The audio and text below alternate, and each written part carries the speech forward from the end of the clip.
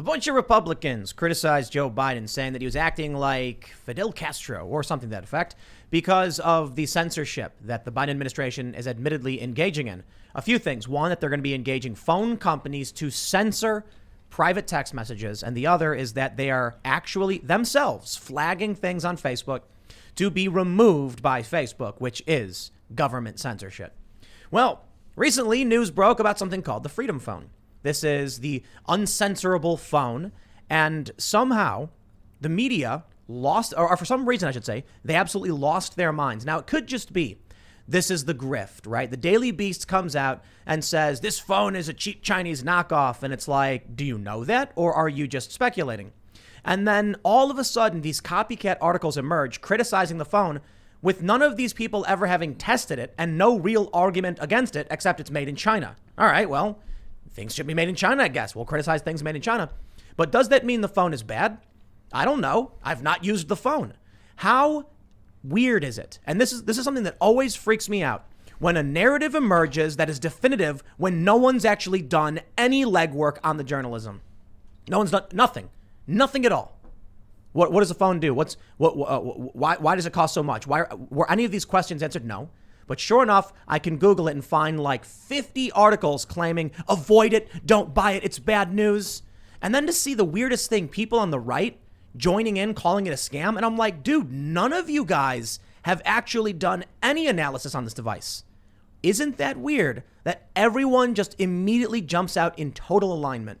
Maybe it's a garbage phone. I don't know. How about we get one and we actually start testing it to see if it actually does what it's supposed to do?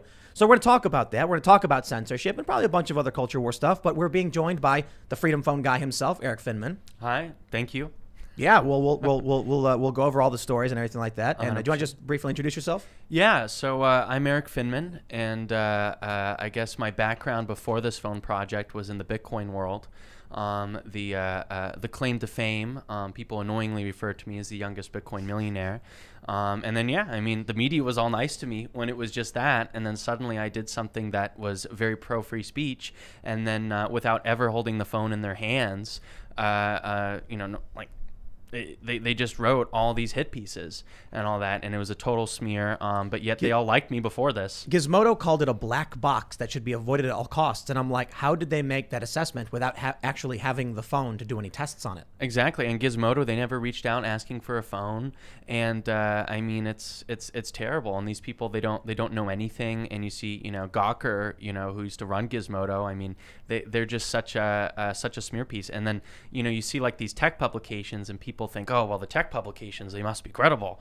But these are just, total anti-free speech journalists that just work everywhere. We'll get into this. We got Ian Chillins. Well, hello, Friday everyone. night. Thanks, Tim. Yeah, man, I'm glad you're here, Eric. We've been working on the Fediverse, with a bunch of developers, and we're talking about mesh networking and the future of internet and how it might be nodal and delocalized. So I'm excited to maybe even integrate that into the FreedomPhone in the future. Yeah, absolutely. I mean, we have plans to make this so that way we literally when it comes with the phone that it's capable of being able to do mesh networking in the future, and all that, because that's so needed in the sense of having a decentralized internet, because that's my biggest fear is if they somehow are able to prevent us from communicating freely anywhere on the internet, I mean, we're screwed. Right on. We got Lydia pressing the buttons. I am increasingly uncomfortable with all the monitoring that's being done of normal people, especially in light of like the January 6th interviews, and I'm looking at social media companies and everything. So I'm really excited to have this conversation about the FreedomPhone. We'll see what it's all about, and we'll kind of break it down. I'm stoked. Before we get started, go over to timcast.com, become a member to get access to exclusive members-only podcasts from the Timcast IRL podcast, and you'll also get an ad-free experience. We are working through the bugs, so I appreciate everybody bearing with us as we work to make the site better and better and better. In the next week or so, we're going to be launching probably the new show, doing a lot of really great stuff, and it's all thanks to all of you who did sign up. You're allowing us to do more than we ever imagined. So sincerely and seriously, not both at the same time, thanks for being members. But don't forget to like this video, share this show with your friends. We're going to be a big conversation. It's Friday night, you know how it goes. And we're going to talk about this here, FreedomPhone. Let's do this. Let's talk about this first, this story that comes from the Daily Beast, from the internationally renowned technologist, technical expert, and expert on the far right, Will Sommer. Oh. I'm kidding. He's none of those things. MAGA World's FreedomPhone actually budget Chinese phone. MAGA influencers are pushing a phone preloaded with apps like Parler and Rumble that appears to be a vastly more expensive version of a phone made in China. The first thing I'm going to say to this, well, actually, the first thing I should say is Will Sommer is a political activist. Like, I don't take anything he says seriously, and I don't understand why there are people on the right, people who oppose censorship, who are like, well, Will Sommer of all people said it. Will Sommer's published false information in the past. And yeah, I'll just leave it at that. The dude is not an honest actor. So why should I care if he's making some ridiculous argument in an article that's clearly an opinion, but not labeled opinion? Because this dude is just trying to probably grift. Now, the thing about the Daily Beast is they smear anybody and everything that's to the right of Stalin. So for some reason, this article comes out, and that's it. Now I've even got people in the chat right now saying it's a cheap Chinese knockoff. Have you tested the phone? Do you know anything about it? I don't, so I'm not going to make that assessment. But I can say a few things right off the bat. First, they say it's a knockoff of a cheap Chinese phone. Well, obviously, we're sitting here with Eric, but I'll just say this before we get into it, and I'll ask. Let me just say, if this is the way I described it on my main channel. First of all, I get it. I haven't tested the phone. We want to do a forensic analysis and go through it. But if someone was selling a Chinese canvas and it was $5, you could buy it and order it off Amazon. And then if Ian painted me a beautiful picture of a lighthouse on a canvas, I would not expect to pay the same price for it. If someone takes a phone that costs $100 and then puts a custom operating system on it and preloaded software and provides the service and then charges more, that's just called free enterprise. It's called business. How is that a negative? And it's made in China. What isn't made in China? So these aren't arguments against the Freedom Phone. There certainly are questions and concerns. But we'll start with this. Is it a cheap Chinese knockoff of the Umidigi A9 Pro? Absolutely not. We customize the phone itself, so that way that way it was quality. We looked at looked at the supply chain of the phone, of all the parts that come from it, just making sure everything's secure, everything's safe. But no, I mean, it's not. And then two, in addition to just it being a custom phone, we did our own custom operating system on it too. Is it made in China? Yeah. I mean, that's the thing, is you can't make phones in the United States. Which is terrible. I mean, even Motorola, they put $3 billion into opening up a factory back in the day for making smartphones. But didn't you tweet that it wasn't made in mainland China? Yeah, it's in Hong Kong. It's out of Hong Kong. Oh, okay. So, but unfortunately, that's China now. No, yeah, exactly. When we feel like that was our best option, and I have family out in Hong Kong and everything. But yeah, I mean, you still get that. I mean, we get we get parts from Taiwan as well, but then yet they still call that China and all that. So I mean, it's just China. It's a special economic zone. Exactly. It's made by Umidigi. We get pronounce it? We get I think so. Yeah. I mean, we get some of our stuff from Umidigi and all that stuff. But yeah, we partnered with them, and so we have a design lab in the United States, so that way we can. So I'll go through in the beginning of the process. So we actually wanted to create like a blockchain-based phone, which is a little bit marketing there, but my background is crypto, and that was the original thinking. So me and my design lab, which is here in the U.S., we were like, how do we do a phone? There's template designs of a phone that we could look at. There's other phones we wanted to look at and see what can we take the best of everything. And then we ended up putting something together, and we tried finding manufacturers in the U.S. to do it, but it was literally impossible. To find manufacturers in the U.S. Like it's just, because of terrible political choices made, you just can't make a phone in the U.S. and you need like $10 billion. Apple, they have hundreds of billions of dollars and they don't choose to do it. They could probably figure out that much money. Well, let's try and get as technical as possible. Yep. Who manufactures the phone in Hong Kong? What company? Umidigi. And then we get another factory as well, because I mean, not to sound marketing, but we did have high demand, so now we have another factory as well, so that way we're manufacturing stuff out of there. But they're both Umidigi? One is Umidigi, one's another one. Oh, okay. What is that one? That one, I mean, they just have a long, Hong Kong name and all that, but they're just basically to carry the demand that overflows. But yeah, we partnered with Umidigi. Well, can you say what company it is? No, I mean, I could, but I don't remember their name. Or I do remember their name in my head. I can see it, but it's a very Asian.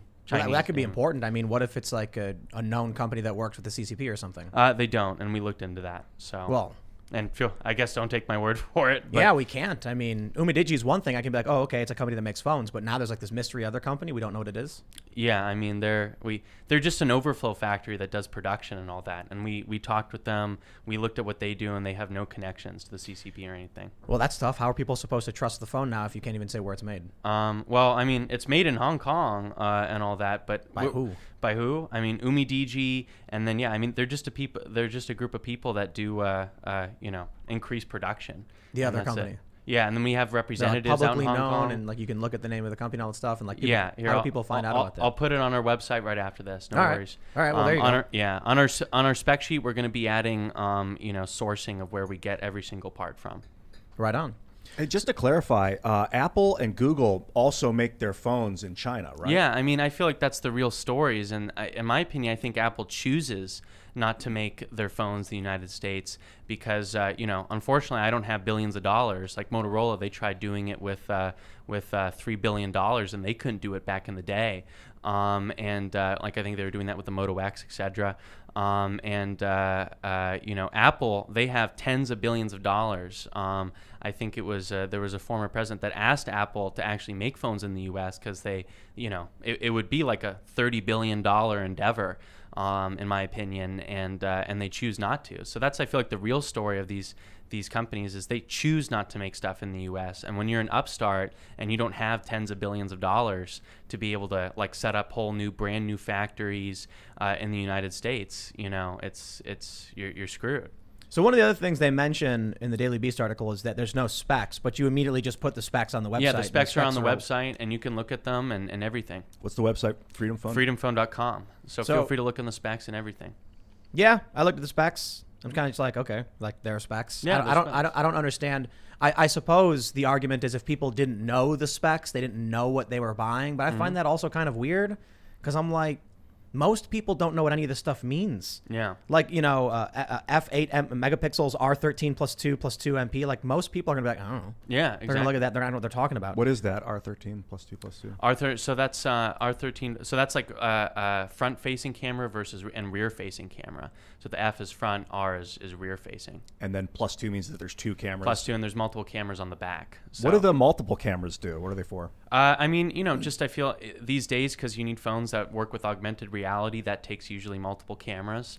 And then, be able to have like depth in your photos. Multiple cameras just all help with that. So, zoom in, zoom out. Yeah, exactly. So just being able to match the phone, being able to match phones of today with something good and quality. I couldn't help but notice there's no 5G though. There's no 5G. Yeah, 5G is just like real, genuine 5G is just in like a few blocks in a few cities, and all that. So, and we started on this phone like a year ago. Yeah, you guys were explaining to me before the show that 5G phones are different than the 5 gigahertz network. Yes. That has confused me for years. I had no idea until tonight. So here's the craziest thing to me is the amount of smear pieces that have popped up, and that right away I'm just like, that's a red flag. Mm-hmm. It's like when new phones come out from Google or from whoever else, Huawei. Someone will be like, this phone sucks. Someone will be like, well, there's the pros and the cons. I've seen so many tech reviews and I've seen so many devices. To see all of these companies, all these news outlets, every single one line up in lockstep with the advice not to buy the phone, I was like, now that I find very strange considering they've never tested the phone and there's really no issue to be upset with it. Mm-hmm. If the phone doesn't do what it says, it's a phone, whatever. I've developed a few apps myself with my one of my business partners. I've done a ton of work in mobile, hacking phones and hacking other devices, making programs, and I've probably owned like 1,000 different smartphones throughout the production stuff we've done. There's so many different kinds, and what people got to realize too, when you travel, and this is back in the day, they use different frequencies for all the cell antennas. So when I would go to like Turkey, the specific frequency, I'd have to check to make sure certain devices worked with certain phones. GSM typically worked in most places, so getting a GSM phone would be okay. But like Ukraine was actually CDMA, so I'd have to go and buy a new phone. And they got phones that you can buy from Samsung in Eastern Europe, you can't buy in the United States. And they're cheap. And anyway, I'm just like, okay, so it's a phone. If somebody wants to buy it because it's got OA on it, or Parler, or Newsmax or whatever, what's the problem? Now, it could be that all of these news outlets are simply just, hey, here's an other. Let's smear them because we'll get clicks. Their audience expects to hate Trump. They called you MAGA world. They're trying to put you in that category simply for, the kinds of sites that are or apps that are put on the phone. So maybe it's just a grift. They all decided it's fair game, they can attack you, and you're not going to do anything about it. And you know what? Hey, the reality is, I think most people, James O'Keefe is probably the only person who actually does sue for defamation and go after people. Bloomberg also. And who? Bloomberg. Michael Bloomberg, yeah. I think he sues for defamation people. a lot. Yeah. But I mean, I'm talking about the right. James O'Keefe's like the only one who does it. Okay, Yeah. to be fair, Candace Owens, we'll talk about that in a bit, just had her suit dismissed. But very few people try. And one of the most annoying things is whenever I've dealt with defamation, the advice I usually get from people on the right is just ignore it, blah, blah, blah, because, and I'm like, why? Just sue and make your argument, make a better argument, improve your arguments, and find the vector in which you can go after the people who are lying. But anyway, I digress. I want to tell everybody why I think the first and most important reason I think FreedomPhone could actually be very, very good, very, very important, and why the establishment is probably coming after you so hard. First, let me say, I have not tested the device. I have not done a forensic analysis on it. I would like to get some of our tech experts to crack it open, go through it, hardware and software, and see if it can actually do what we think it can do. That's no problem at all. There are some concerns about whether or not there will be some Chinese spyware, perhaps, because, it's made in China, whatever.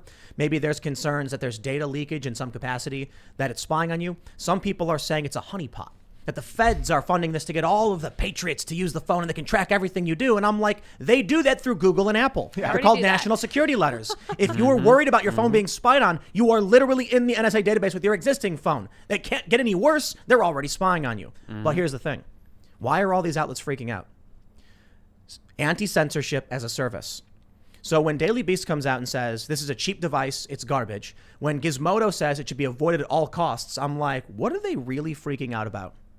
Most people cannot get an Android device, jailbreak it, and flash it with whatever, boot it up, whatever operating system they want.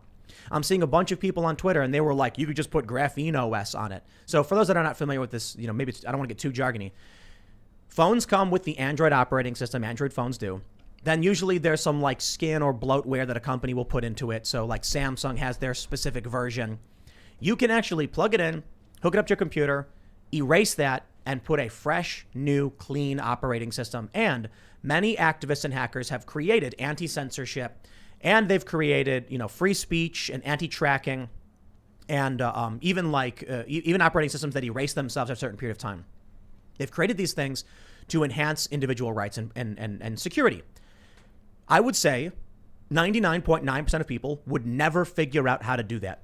I know people like, sure, you can pull up a YouTube tutorial, like here's how you make your phone secure and censor free. All of a sudden you pop up and you're like, just buy this, it's done. So where is that money? So they try claiming that it's a cheap knockoff. Okay, well, you've got a custom operating system on it. Mm-hmm. Even if it just loaded up a censor-free store, that'd be worth it.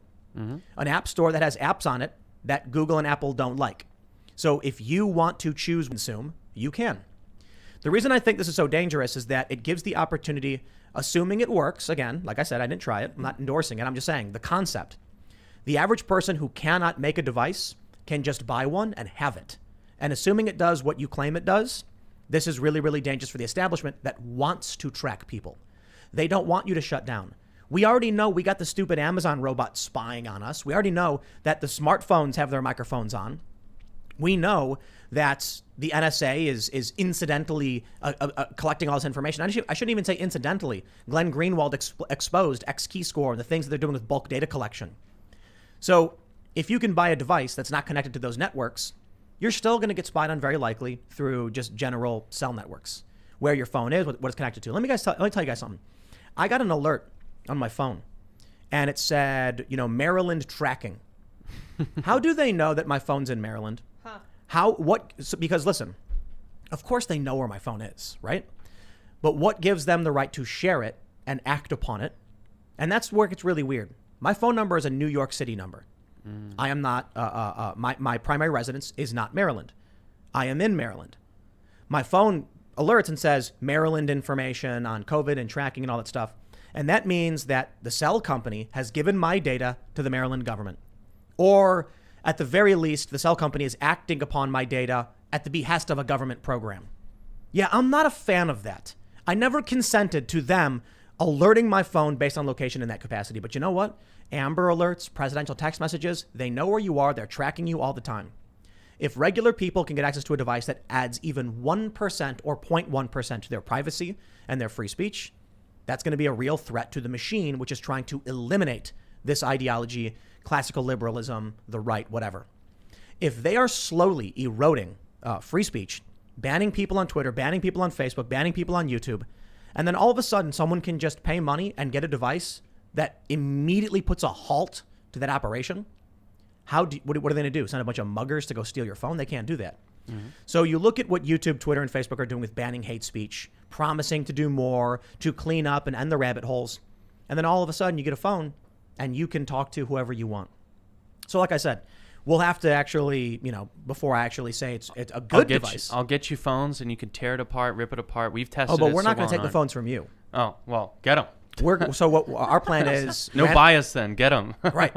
So once you ship the phones, we will reach out to people and randomly select phones for testing. Do it. Oh, yeah. Perfect. Yeah, that's perfect. Not through you, because look, if I went to you, you'd be like, oh, here's the phone. And then we'd be like, it's perfect. It's great. I wonder why. Oh, you're right. Potemkin phones. Yeah, exactly.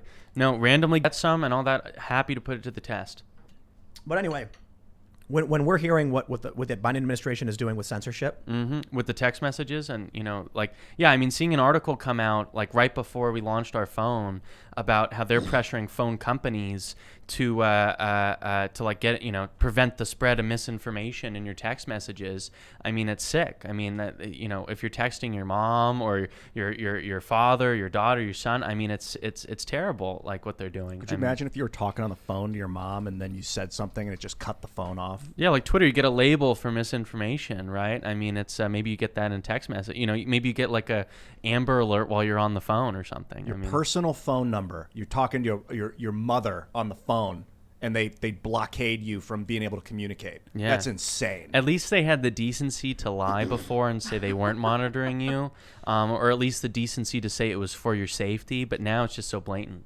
We've made the argument for a long time that social media networks should operate like phones. And we would use that point as an example as to how shocking it would be should they actually do that. We'd be like, Twitter should be like a common carrier. Like, they shouldn't be censoring what I say. Could you imagine if you texted your mom and your text got deleted? I mean, that'd be crazy. And now we're here and they're doing it. Yeah. Or at least there's rumors it's happening, but they've stated they are doing it. Well, from the press, from the White House, the press secretary's podium, I mean, that they're saying they're doing it. I mean, it's right. Or they want to do it.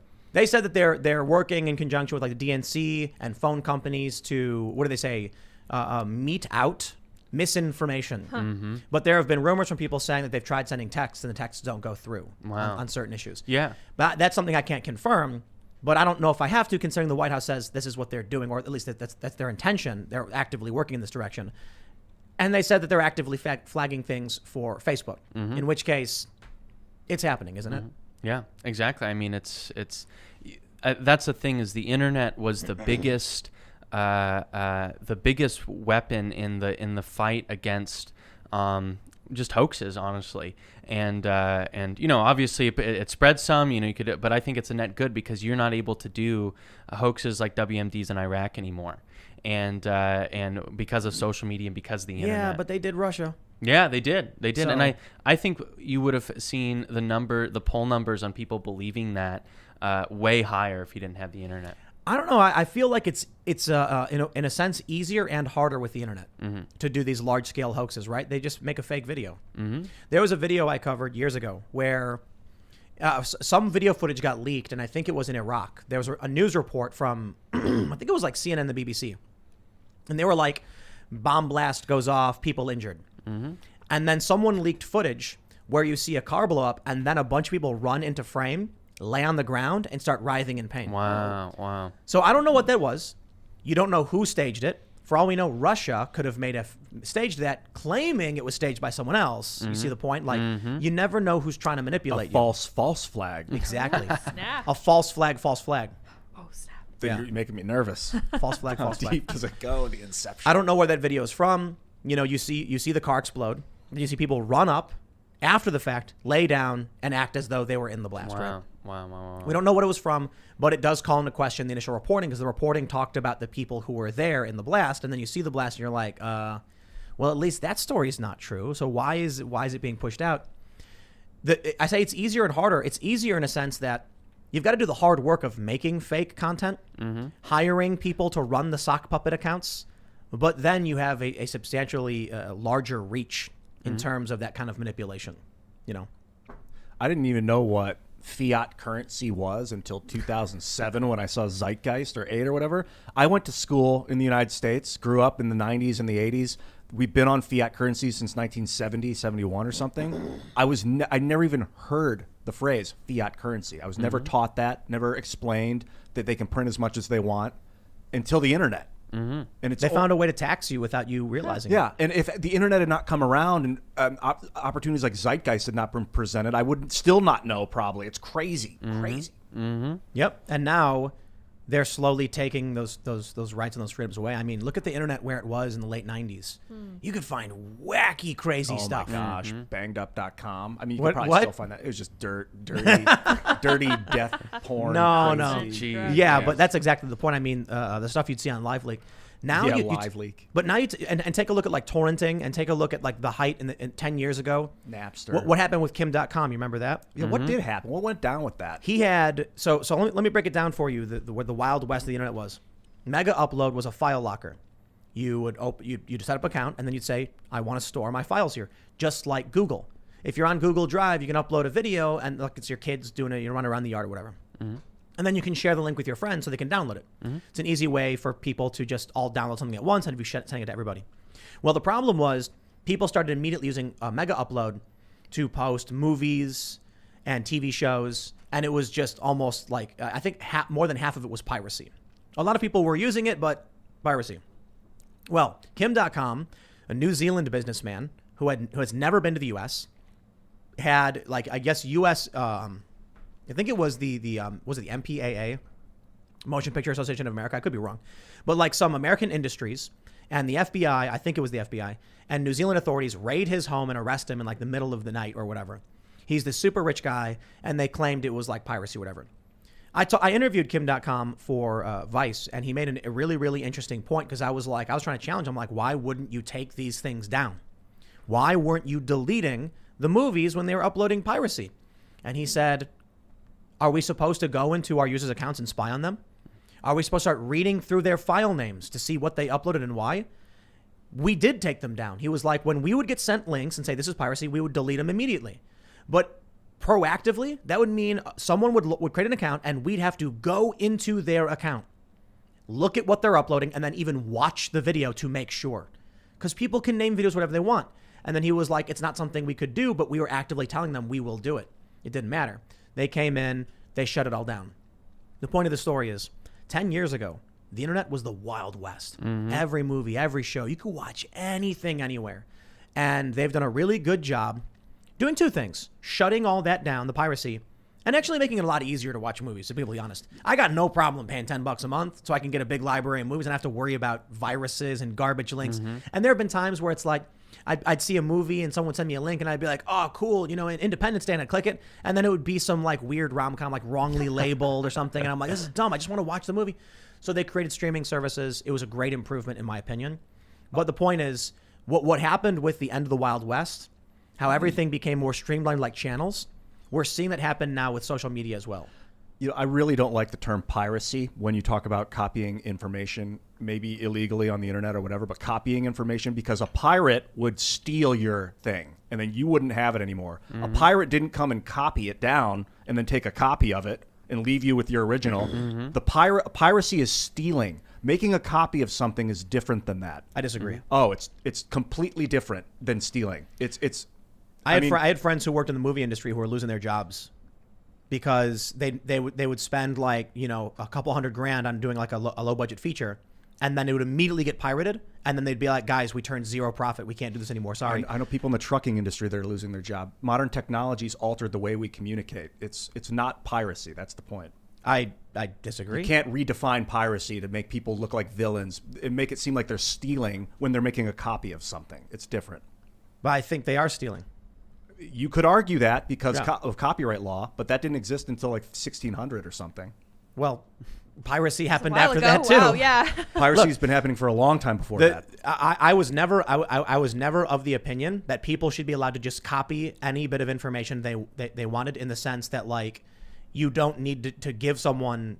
It's I don't even understand how this is an argument. Like, if you believe in the rights of the working class, to be able to have someone, let's think about like an invention or designing a structure. Someone sits there and tries to figure out how to make this object work, how to design this engine properly, and then you're like, I can copy it, and you can't do anything about it. And you're like, dude, I've worked for 10 years to design this. And they're like, we don't care. Yeah. I'm not stealing it. I'm just duplicating it. Right, but if they try and sell it, now they're on the hook for illegal activity. But copying it is, I think that's a human right. And then copying it, everyone gets to use it. And so the issue there is, I certainly like the idea that if someone invents something or makes something that can be easily shared and everyone can enjoy the fruits of that product, I like the idea they can. But then to say that the person who broke their back, worked really, really hard to make that, gets nothing for it. No, that's a problem. So say you made something, data, and I copied it and then sold it, I think it should be written into the code that if I get paid, you get paid a large amount because you're the creator of the content. So what you need to understand about the content that was being taken was that the consumption of the content was happening on mass scales with millions of people who did not pay for it. So shouldn't the person who made it allowed to be compensated for the fruits of their labor? I think artists should be able to make money, unless and if they want it to be available for free, they can, they can have a license where it's available to people, put it out in the open domain. I'm just a realist. I'm an artist. I'm an internet video content creator. I'm a musician. If people take my stuff, you can't stop it. That's the point. Trying to make it illegal. You can. No, you can't stop people from trading information. They created Spotify, they created Pandora, they created YouTube Music. Yeah, but if you want to go online and look for a movie and watch it for free, you can.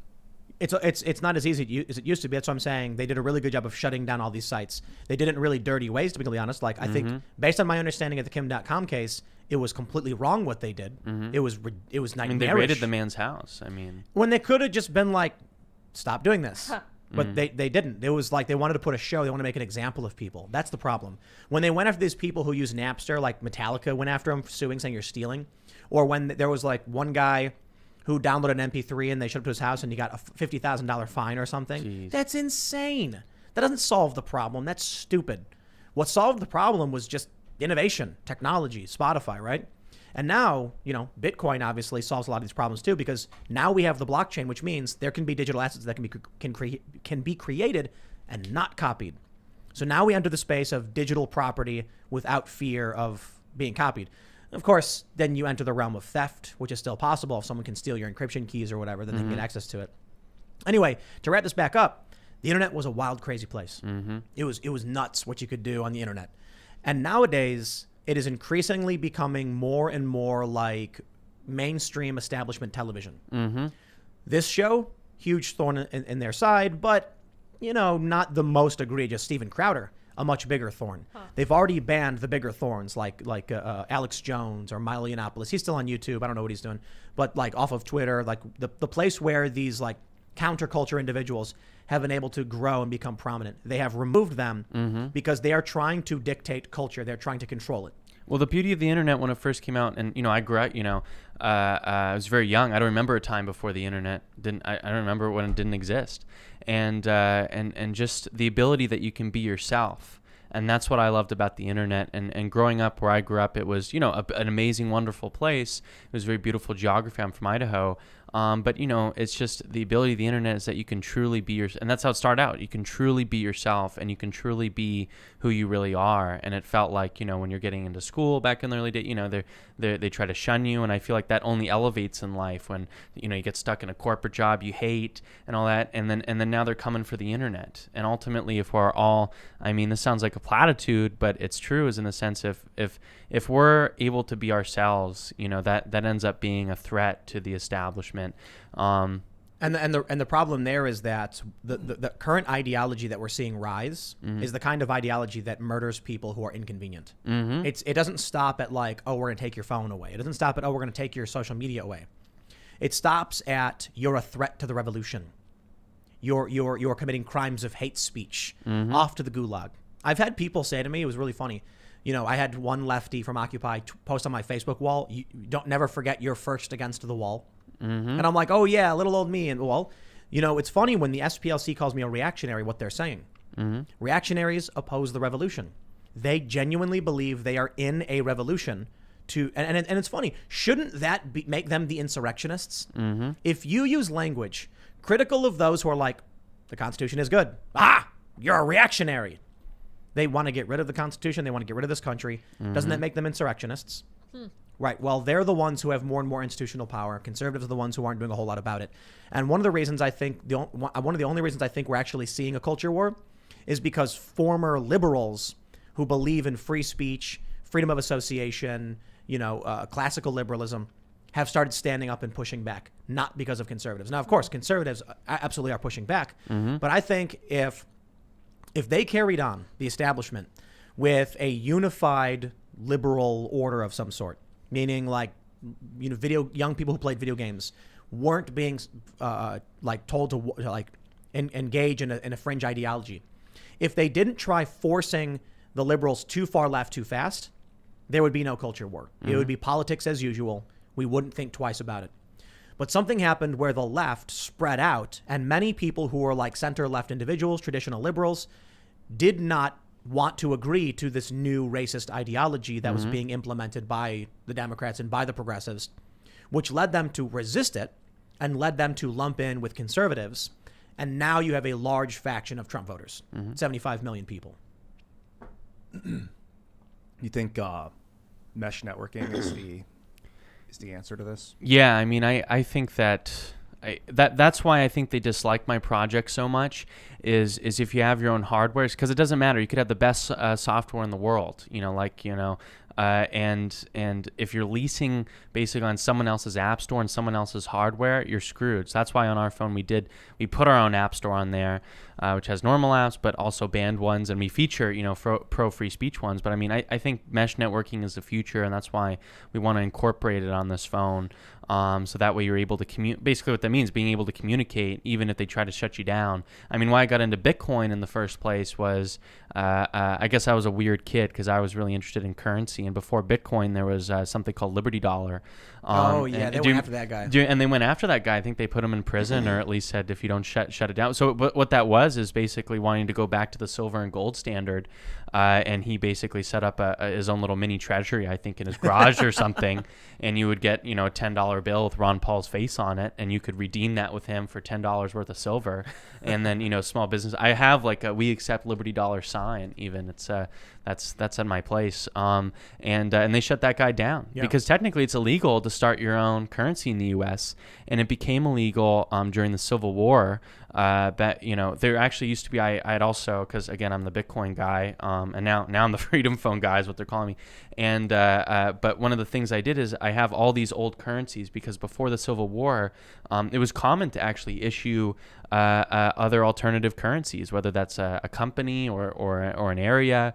And so I have all these things. In the Civil War, they wanted to consolidate all the money into one currency. And then so that's why Bitcoin was invented in the first place. People think, Satoshi Nakamoto, the founder's anonymous, or what is the purpose of blockchain? Was anyone who started their own currency, they were either throwing in jail or threatening them to go to jail, and shutting down any centralized operation. So that's what was beautiful about Bitcoin is you're able to run it even if they shut you down. And that's why the founder's anonymous, because back in the day, if you started your own currency, you were it was prison.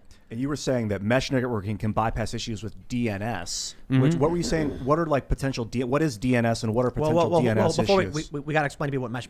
And explain mesh network. Thanks. Yeah. Well, let's start with mesh networking. How would that work? What does that mean? So yeah, I mean, the goal is to be able to have being able to run and piggyback off other people's devices. So rather than having to rely on basically again other people's hardware for internet, hopefully you can have your own mesh network. So that way whether that if you have like a box at home, being able to communicate with other things, with phones and all that, being able to communicate. So even if they shut down everything, I'll simplify it. Right now, your phone. Here's what people got to understand about phones. Your phone does not send out a lasso to a cell tower. There is no direct laser beam from your phone to a tower. The tower is broadcasting information in every possible direction. Your phone is broadcasting information in every possible direction. So while the cell tower sees your signal and then interprets it and then transmits a signal, which your phone interprets, it's entirely possible that the signal sent equally in the opposite direction can be intercepted by someone as well. This is a large centralized data network. Mesh networking would mean my phone connects to Ian's phone, connects to Erik's phone, connects to Lydia's phone, and then all the way down. So imagine this. With a mesh network, you could line up a person probably, I mean, cell phones have massive range, a few miles, right? Yeah. You could take depending on how you do the mesh network and what bands you're using, you could have 0 cell phone towers. You would never have a dead zone ever again. Imagine this. You're in your office and you're like, my phone just doesn't work when I'm on like the 7th floor in the corner because the tower can't reach here. With mesh networking, your phone would just look for available phones around it and transmit data through everyone else's phone network. We wouldn't need cell towers in cities. Could we set up like solid state mesh networking nodes that don't require electricity? I mean, I think you can have like I think it would all require electricity. But you can set up like solar panels. They're run by solar panels. So that way you could have totally self-sufficient ones where you're not relying on the grid. And I think that's a huge, you saw what happened in Texas being reliant on the grid. It can go bad. I'll give people a simple example. I was on a cruise ship once, and before you got on, they were like, download this app. It's a Bluetooth mesh networking direct messaging app. There's no cell service. Your phone will not work. I remember that, yeah. In the middle of the ocean. So what happens is you get on the boat goes off and you're in international waters and your cell stops working. But somehow you just got a message from your friend on the other side of the boat. Your friend on the other side of the boat sent a message to your username, hey, where are you at? His phone at the end of the boat saw Jane Doe 30 feet away, jumped to her phone, and then jumped to the next person's phone, to the next person's phone, to the next person's phone, until it found your phone. And none of them get a notification. None of them get your message. It just piggybacks until it finally found you. There were so many phones on this boat that it was instantaneous. The mesh network just existed as long as people's Bluetooth were on. So the more nodes, the faster the network runs? Yeah. The phones recognize what the range of devices. So like I said, it's not one-to-one. It's not like your phone just sends the signal straight to the tower and back. When that one phone sends the signal out, 15 phones in front of them all see it and instantly, exponentially just track down the code they're looking for, and then bling, your phone gets a message. No cell tower.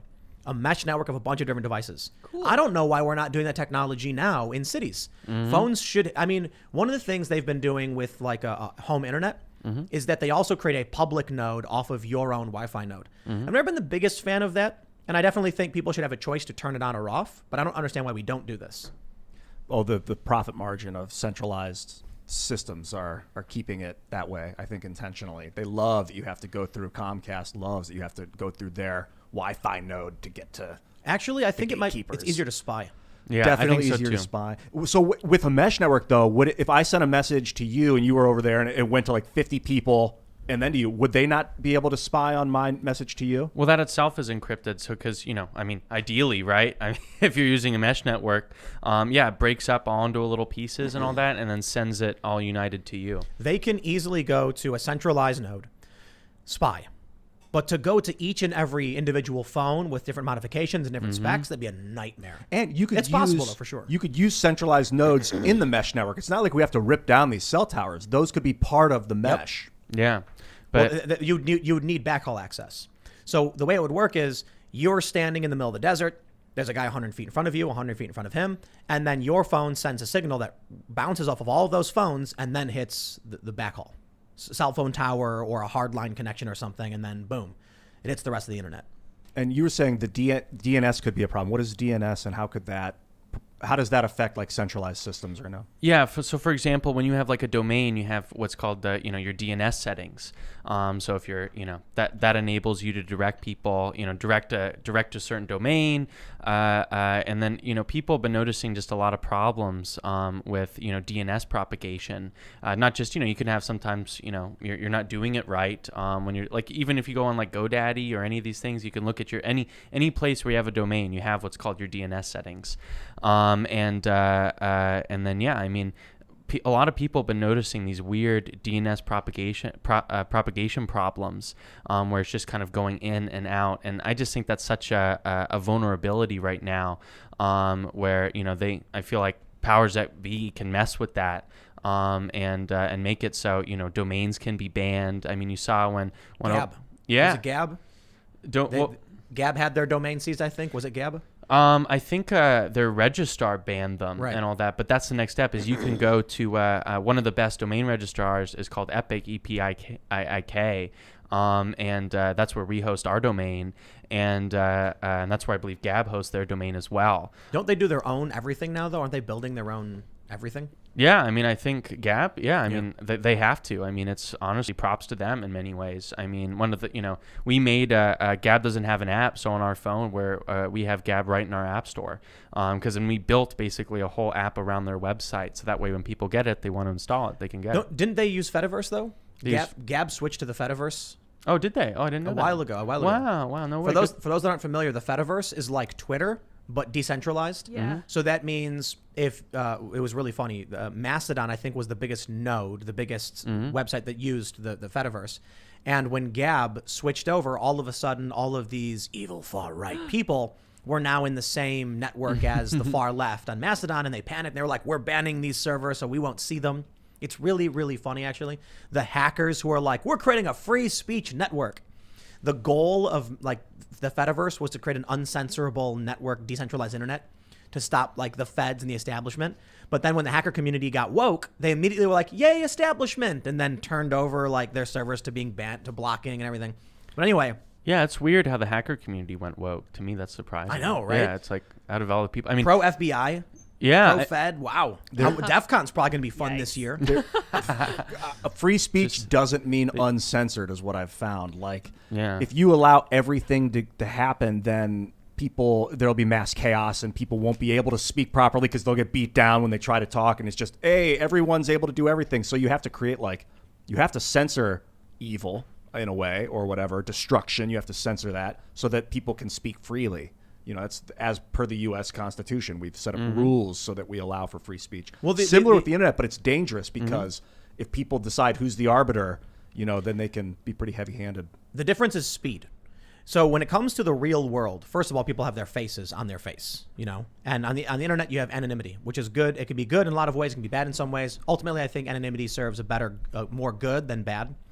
But imagine if every human being on the planet had the superpowers of the Flash. Every single one. Somebody would be holding a feminist rally at a local community center, and then some anti-feminist instantly could be there shouting them down. Same thing would be true of Antifa. So you get some right-wing people saying, we love America, and then instantly 10,000 anti-America, flag-burning Antifa are all screaming, meh, and no one can talk. So in the real world, we have physical security. That's not censorship if we have a private event. So the challenge, I suppose, is the modern left says, Twitter's a private company, they can ban whoever they want. And it's like, yes, but they're like the only one. They've monopolized the space. And that's creating a strain on discourse, and it's causing serious problems in this country. But you know what the problem is? These leftists enjoy the fact, well, first of all, some of them enjoy the fact they're winning because they have the control of the institutions. But most of them are just like, I'll say whatever I'm told to say because they just want to ride the wave. What they don't realize is that they're destroying the fabric of society. And here's the way I put it. A lot of people think, supervillains want to destroy the world, right? I was watching Austin Powers recently, and Dr. Evil, and which one is it? Goldmember? He's like, no, this is in the second one. He's like, even after they pay me all the money, I'm still going to destroy the cities with liquid hot magma. It's like, no, you wouldn't, because where do you spend the money after you destroy all the cities? But I get it. It's a comedy. It's funny. What these people don't realize is that they're like, yay, I'm winning. And it's like, congratulations. Your Pyrrhic victory will make you the king of a pile of rubble. So you may want to have political battles, but if you are creating such a strain that you are causing serious physical conflict and violence to where Joe Biden just went out and was like, do the Republicans think that Democrats are sucking the blood out of kids? Like, what? The president just said what? Awesome. Like, come on. Donald Trump said kung flu, but geez, Joe Biden, that was way... That's how insane they are being driven by the fact that they are high on their own supply. Let me just say it. I'll say it so good. Jack Dorsey. He invents Twitter, and then he just takes the whole vat and sticks it in his veins and believes all the psychotic garbage that the toilet has produced and is being flushed into his veins. They are high on their own supply. And then eventually people are going to freak out from the psychosis of social media algorithmic chaos. And it's all just going to go. Well, they're going to build mines is what they're going to do. And they did it. They built it in 2011. I was there. The centralized internet is very, very dangerous. And having a CEO decide what gets to be said on the network is also very dangerous because the CEO can change and can become a psychopath. Yeah. I mean, Dick Costello was like that. He went, former CEO of Twitter. I mean, he went from saying we're the free speech wing of the free speech party to just, ranting on Twitter about how they should be stronger on the bans. They're high on their own supply. Yeah. It's a downward spiral. They get into these arguments. CGP Grey has a great video called "This Video Will Make You Angry," where he talks about how people rile each other up about the other, and he said that they don't actually talk to each other. Like, it'll be like, I'm pro Tim and Ian's pro Ian, but instead of us actually arguing with each other about our beliefs, I argue to you and he argues to Lydia. Oh, I get so annoyed when people do that. That's what they do, and so what happens is, our mental image of the other gets crazier and crazier and crazier until ultimately we're just like, you're evil. The problem is the people who control the institutions got high on the supply of leftism. They were being fed algorithmic junk that would generate more clicks and more traffic for these rage bait blogs. And so they started to go insane, believing insane things. Let me tell you guys something. I've often explained how the algorithmic psychosis took hold in America. For those that aren't familiar, I'm going to explain it. And for those that are familiar, please bear with me as I explain to those who are not familiar. In the late 2000s, Facebook and YouTube and Twitter and whatever else were trying to figure out algorithms. Not so much Twitter. Twitter didn't go algorithmic for a while. They were trying to figure out how to get the most amount of engagement on posts. So they created algorithms. Regular people then would see a post and it would say, I like chocolate chip cookies. And they would interact with it. And then Facebook would be like, people seem to like chocolate chip cookies. Show them more posts about cookies. But then one day someone posts a video of a black man being beaten by police. And all of a sudden, 1 million shares, 300 million views. And the Facebook algorithm, without any disdain for what the video was, said, this is what people want to see. No, I don't think people wanted to see that. I think they were mad about it and wanted people to know because they wanted justice. Well, the algorithm then started feeding more of these videos, but more importantly, humans figured it out. Humans figured out I get way more views when I post these videos. So the Rage Bait blog started posting more and more and more of this. In fact, at one point, there was a website dedicated to nothing but police brutality that was in the top global 500 websites. All they did was post police brutality videos. Then something more magical happened. The discovery of intersectional feminism. Wait a minute. If we combine racism and sexism, we don't just get X views or Y views, and we don't get X plus Y, we get XY views. An exponential increase by combining the keywords. Thus, we saw the rise of intersectionality, which was this idea, which is rooted in, it stems from critical race theory, that a black woman experiences a unique kind of sexism and racism that a black man and a white woman would not experience, creating an all new interpretation of racism. What ends up happening is, you have all of these companies producing rage bait to great. Every article is police brutality nonstop. Mike.com started as, my understanding is, a Ron Paul libertarian website. No way. Did Mike start off as Ron Paul? That's wow. There was an investigation I read about, so correct me if I'm wrong, everybody, but it started off like just being like, what was the internet? What was big on the internet back then? Ron Paul. I mean, he was #1 on Reddit. I mean, that's where I first heard about Bitcoin, was a Ron Paul event. But then something happened. They realized that anger was the #1, was the emotion that caused the highest amount of shares. So then instead of being about Ron Paul, it became about police brutality. Now you got to understand too, the Ron Paul crowd overlapped with the police brutality crowd because libertarians didn't like seeing people be beaten by cops, and they liked Ron Paul too. But the police brutality people found that enraging people with intersectionality was worth more, and eventually it leaves the Ron Paul people behind, who are probably, to be completely honest, more rational in their thinking, and they were looking for information, they were finding it, they were getting away from the mainstream. Which brings me to the current state of our generational algorithmic psychosis. Someone who is 10 years old in 2008 goes on Facebook, maybe for the first time. I know they're not supposed to, because you're supposed to be 13, but they're 10. And what do they see? Nothing but police brutality videos. Every video in their feed is a cop beating a black man. 5 years goes by. A third of their life is inundated with nonstop posts of police beating black men. Now, does that mean that more and more cops are doing this? No, not at all. It's just that When you have how many million, 300 something million interactions with cops per year, a handful of them are going to get really, really bad. Some may be taken out of context. Now, it's 10 years later. We're talking 2018. And these kids are now 20 years old. Half of their lives, they have seen nothing but the police, brutality videos, and racism and sexism. Now it's 2021. Now they're all in their early to mid 20s, these young people, most of their lives inundated with algorithmic psychosis. Yeah. Is it true that police sometimes will beat a person unjustly? It is. Does sometimes mean a lot? It actually doesn't. Is a lot relative? Okay, sure it is. But out of hundreds of millions of interactions with police, a tiny, tiny fraction, I think the Wall Street Journal said 19 unarmed black men were killed by police. That's a problem. Each and every one of those deaths is bad.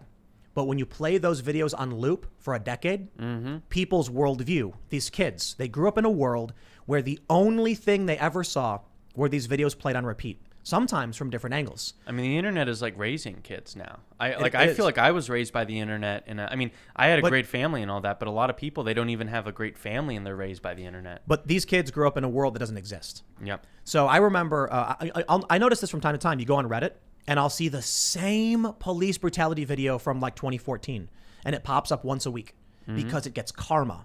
Because if someone says, I want to get internet points, they post it, and they know people are going to upvote it. And they don't know, or they don't care, that it's really old. That 10-year-old kid sees that video every week, and then they forget, and they see it a month later, and then they engage. And these videos are constantly recycled in this way. It's algorithmic psychosis that is warping the minds of people who live in the internet, who are growing up with it. The other thing that is causing the chaos is what I call the scaling problem. And it's basically, if you have 100 police officers and one of them is a dick and a psychopath who beats somebody, that's 1%. Most people are going to be like, arrest that guy. Problem solved. It's just one guy. If you have 100 million police officers, you've now got 1 million cops going around doing all this stuff. That's a very, very serious problem. But it's the same percentage. Now, it's not nearly that high in terms of bad police officers. We do have problems with cops, don't get me wrong, in terms of like enforcing unjust laws or seizing people's guns and things like that in violation of the Constitution and violating people's free speech. I've seen it. The cops who sprayed those girls, the women at Occupy Wall Street for no reason, just walked up Tony Baloney and he sprayed her. That's wrong. But when you look at the actual ratio, these people who grow up in the paranoid, delusional world of rage bait algorithms and their whole lives have been inundated with this, they live in this world that's completely inverted. The 0.001% of cops who are actually doing these things become the 99.99% of cops because they've never seen other interactions. Now they're going into politics. Now they're voting. So if you think everything is going to stop, what people need to understand is it's not about you. It's about the kids from 10 years ago and where they are now. It's about the kids who are 15 years old right now, what they've been raised on, and who they will vote for in the next 3 years, which could be crazy crackpot, far left cult member who microwaves their underwear and is using a curling iron to make pancakes. Because that's what they see on the internet. Could be Kanye West. I believe. That's not so bad. I believe. I love Kanye so much. I mean, those Sunday services are amazing. I mean, that's why I wanted to get into politics, actually. I feel like Kanye was one of the biggest motivators because just seeing someone, you know, like in the song Reborn and all that with Kid Cudi, it was just so beautiful. You know, I want all the smoke. I want all the pain. I want all the blame. What an awesome thing engulfed in shame. And that's what made me want it, because I've been like, what got me into Bitcoin was Ron Paul and all that, and that whole world, and meeting some guy had a Bitcoin. It was actually Adam Kokesh. It was actually an Adam Kokesh event, and What it was year all was Ron it? Paul people. I forgot it was around when Bitcoin had come out recently, and my older brother brought me to an Adam Kokesh event, and he got arrested at the Jefferson Memorial for dancing and all that. Do you remember that? I vaguely remember that. Yeah, and then my brother, we flew in and we went to go protest that.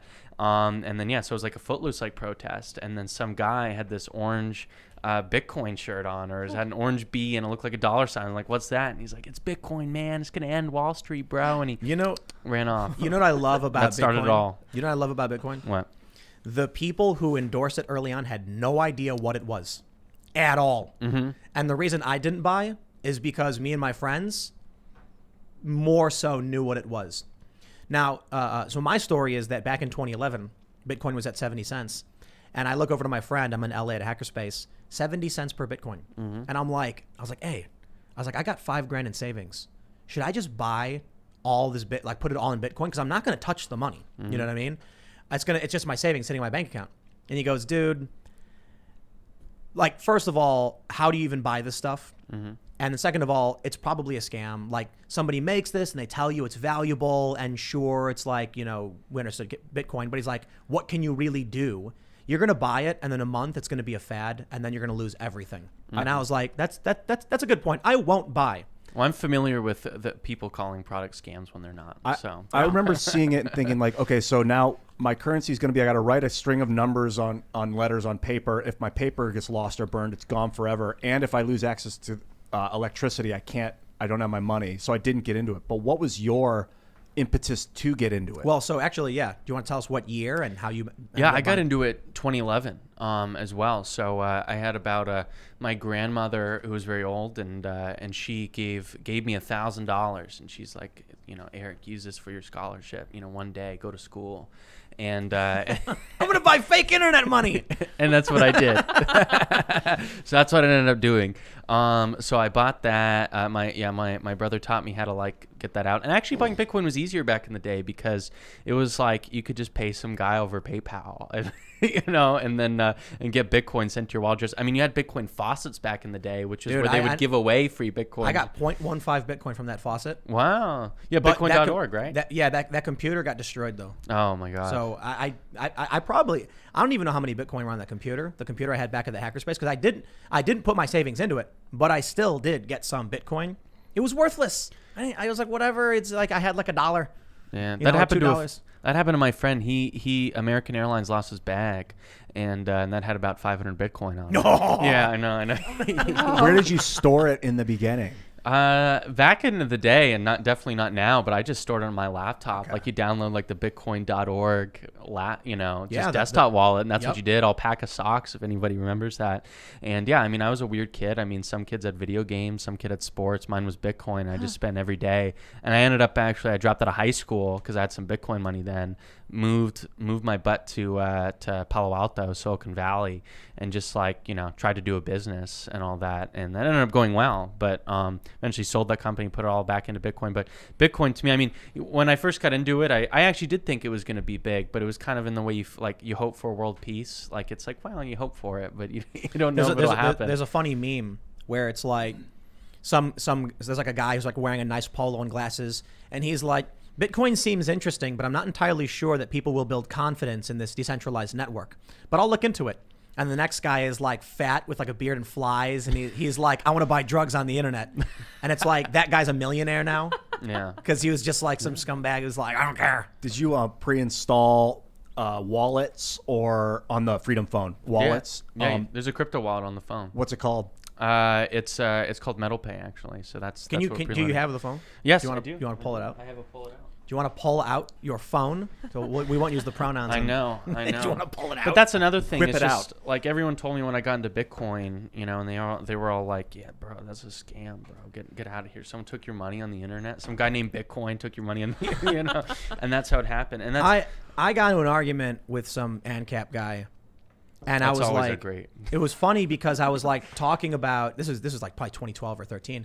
I was like, so Bitcoin was still relatively cheap back then. And I was talking about my concerns, and he didn't know anything at all. And he's probably like worth hundreds of millions of dollars right now. Mm-hmm. And I'm like, I wish I was dumb. You know what I mean? And just like, oh, cool, Bitcoin, ANCAP, woo, anarchy. And then I just bought a bunch, not thinking about it. But I was like, there are some very interesting problems with this. We saw some of the hard forks, or not the hard forks, the hard forks, the Bitcoin Cash, and there was the accidental ones. Oh, really? Do you remember when I think it was in 2013, Bitcoin forked on accident? Oh yeah. And then they had to like do an emergency, like, no, that's not the real thing anymore, and like switch to this node. And so I was like, but the mistake I made back then was, it was an investing in. The one thing the ANCAPs understood was that it was a decentralized, non-copyable asset that was difficult to locate.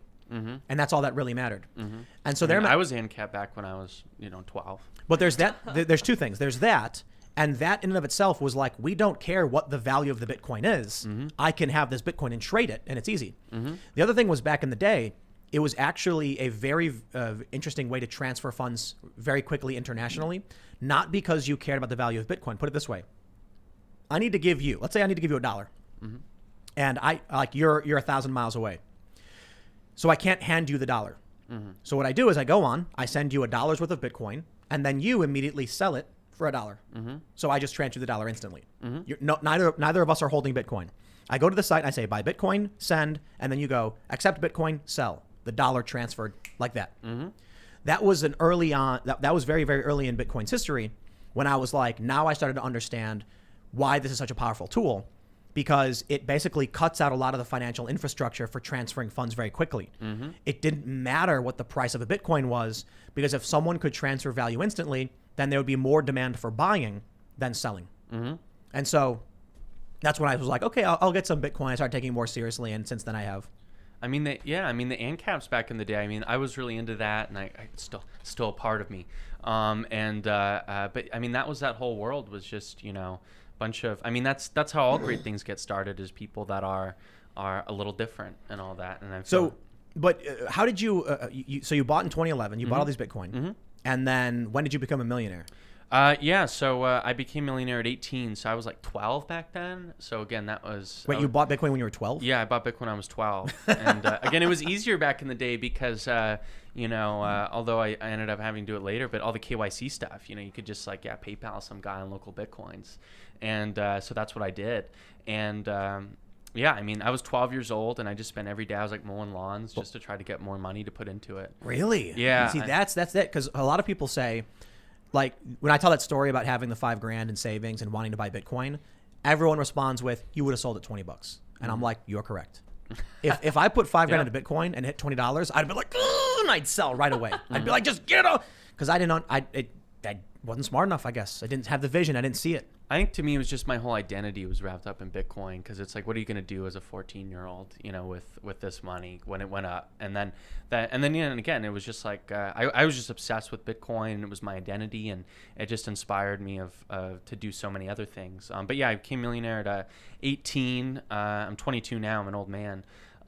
Did that, and then a bunch of articles came out, youngest Bitcoin millionaire, which was nice, but ultimately was cool, I guess. But you didn't buy Doge. I did buy some Doge early on. I did cash out Doge early, though. That was my mistake. I now have some coin in Doge, and all that. But yeah, I mean, I was all in Bitcoin. I mean, I remember I made like $300 on Dogecoin back in the day, and I was like, well, this is as far as it's gonna go, because Dogecoin is one of those coins that has lasted for such a long time.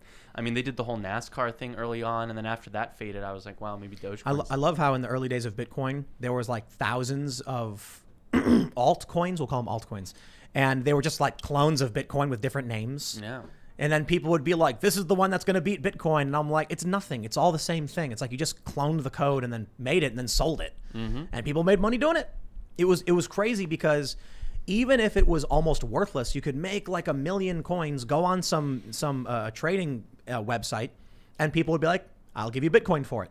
It was so scammy in the early I know, and it still is. Still is, yeah. So, I mean, Litecoin was one of those things. I mean, seeing Litecoin, like Ethereum's kind of the new Litecoin, but I remember Litecoin was just, whenever Bitcoin went up, like Litecoin was always that number 2. And they would say Bitcoin is gold, Litecoin is silver. Yeah, exactly. I mean, it was literally the logos, and it was that was just such a crazy, beautiful time, and I think wild west of the internet, man. It was the wild west on the internet, and then again, I mean, I remember there was this thing called World of Text, and it was like when Chrome first came out, and you had like a WebGL, I think it was called, and it was and basically it was this whole just giant text page where you could just write anything and be yourself and all that, and that was what was beautiful, and and again, I just feel like not to tie it into today, but I mean, it's just they're taking away the ability to be yourself. and people use the terms like free speech and all that. And I mean, that's the perfect term for it. But what does that really mean? It's the right to have your own voice, the right to be yourself. Can I see that phone? Yeah, absolutely. So here, I'll should I open it to the camera or something? This is the box. Should I be fancy Freedom with phone? it? Yes. Should I be fancy Yeah, with show it? the people Big the Freedom time. Phone. So, Yeah, lift it up. Lift so it up. There you go. this is the Freedom Phone, guys. Yeah, it's and all white. that. It's beautiful. It's a Blowing beautiful out the box. Okay, cool. Here, I'm bumping my microphone here. So here we go. You probably your frame is probably like at your chest. Okay. So there we go. So this is it and all that. Up a little bit. Up a little bit. Oh, that looks Perfect. nice. There you go. Kind It of still, see it still darkens the camera because of the white. But Yeah, absolutely. So here we go. Here, I'll hand it to you in just a second and all that. But yeah, this is what it looks like. It's a quality phone Up a and all little. that. And then, it's a Perfect. quality phone and all that. And you can boot it up. We did, we basically combined some of the best custom ROMs on Android. Plus, I hired a really great CTO to basically rebuild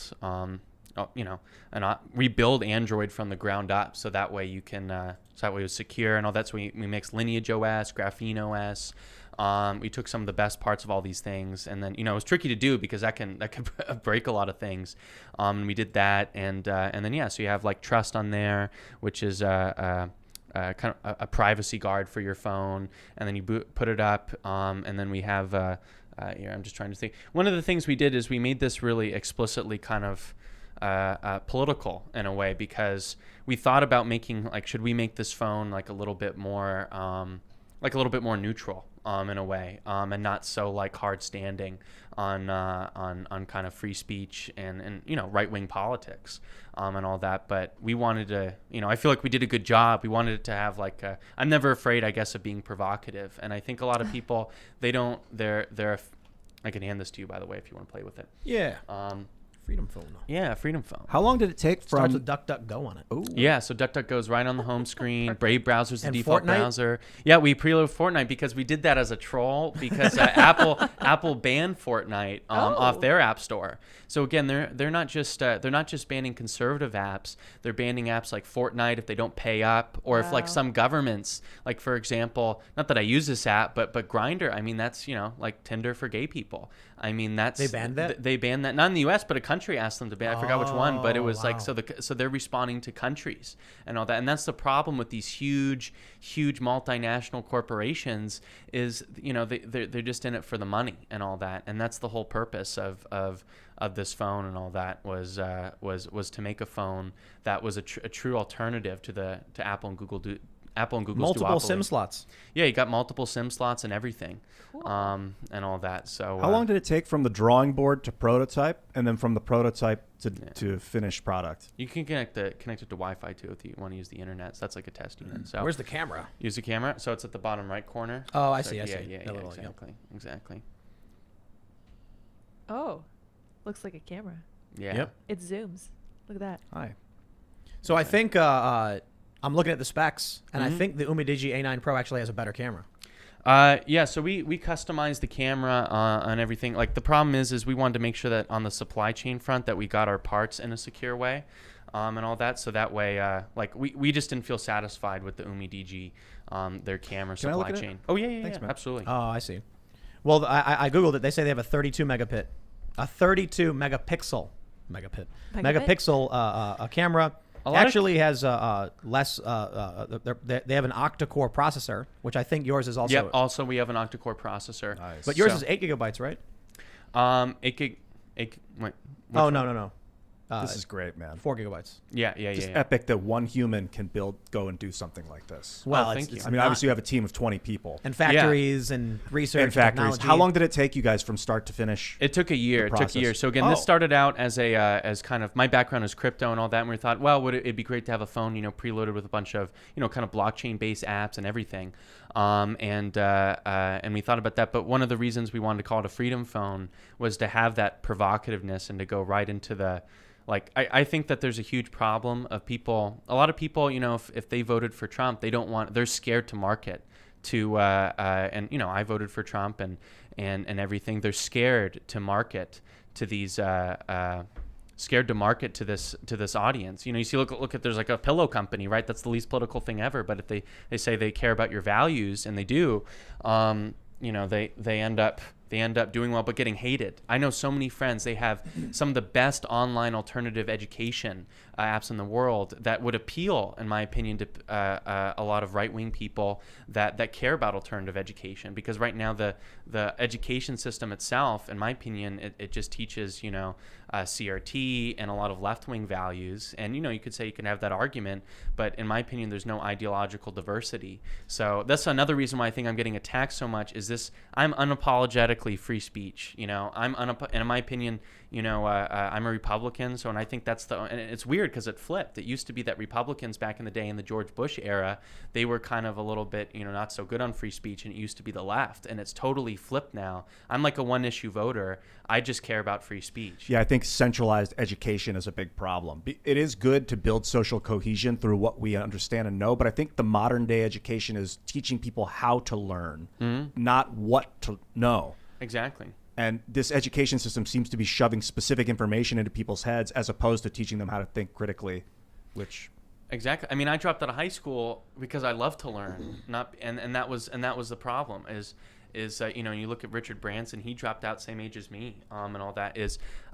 I love to learn, and that's why I had to leave, because I felt like and that's one of the reasons why I care about free speech, because I was like, I've done a TED Talk, I had met, with Jimmy Carter and all that, like Time Magazine wrote us. The media had liked me up until July 14th when we launched this phone. That's and so all that. weird. And I had all these, literally I did an interview with Business Insider and all that before. They didn't know that I was launching the phone, and it was very nice. CNN had me on to talk about crypto a few days, and they didn't know, and they wrote these glowing things about me. So I pulled up, I had the wrong specs before. I had the A9 Pro. On the A9, the specs look the same. Yeah. What's the difference between the Pro and the... I guess the Pro is a better camera. It's marginally more expensive. So, but let's get down to brass tacks here. The specs look very, very much the same. Same camera, front and back. This display is the same. They say they have a dot. What is this? A dot drop display, not the same as the what does Freedom Phone have? Is it water drop? Is that different? No. Oh well, yeah. I mean, it's like, is it different? I mean, I think that's their name for just it. I haven't looked at like the A9 specs really. So, why is it more money?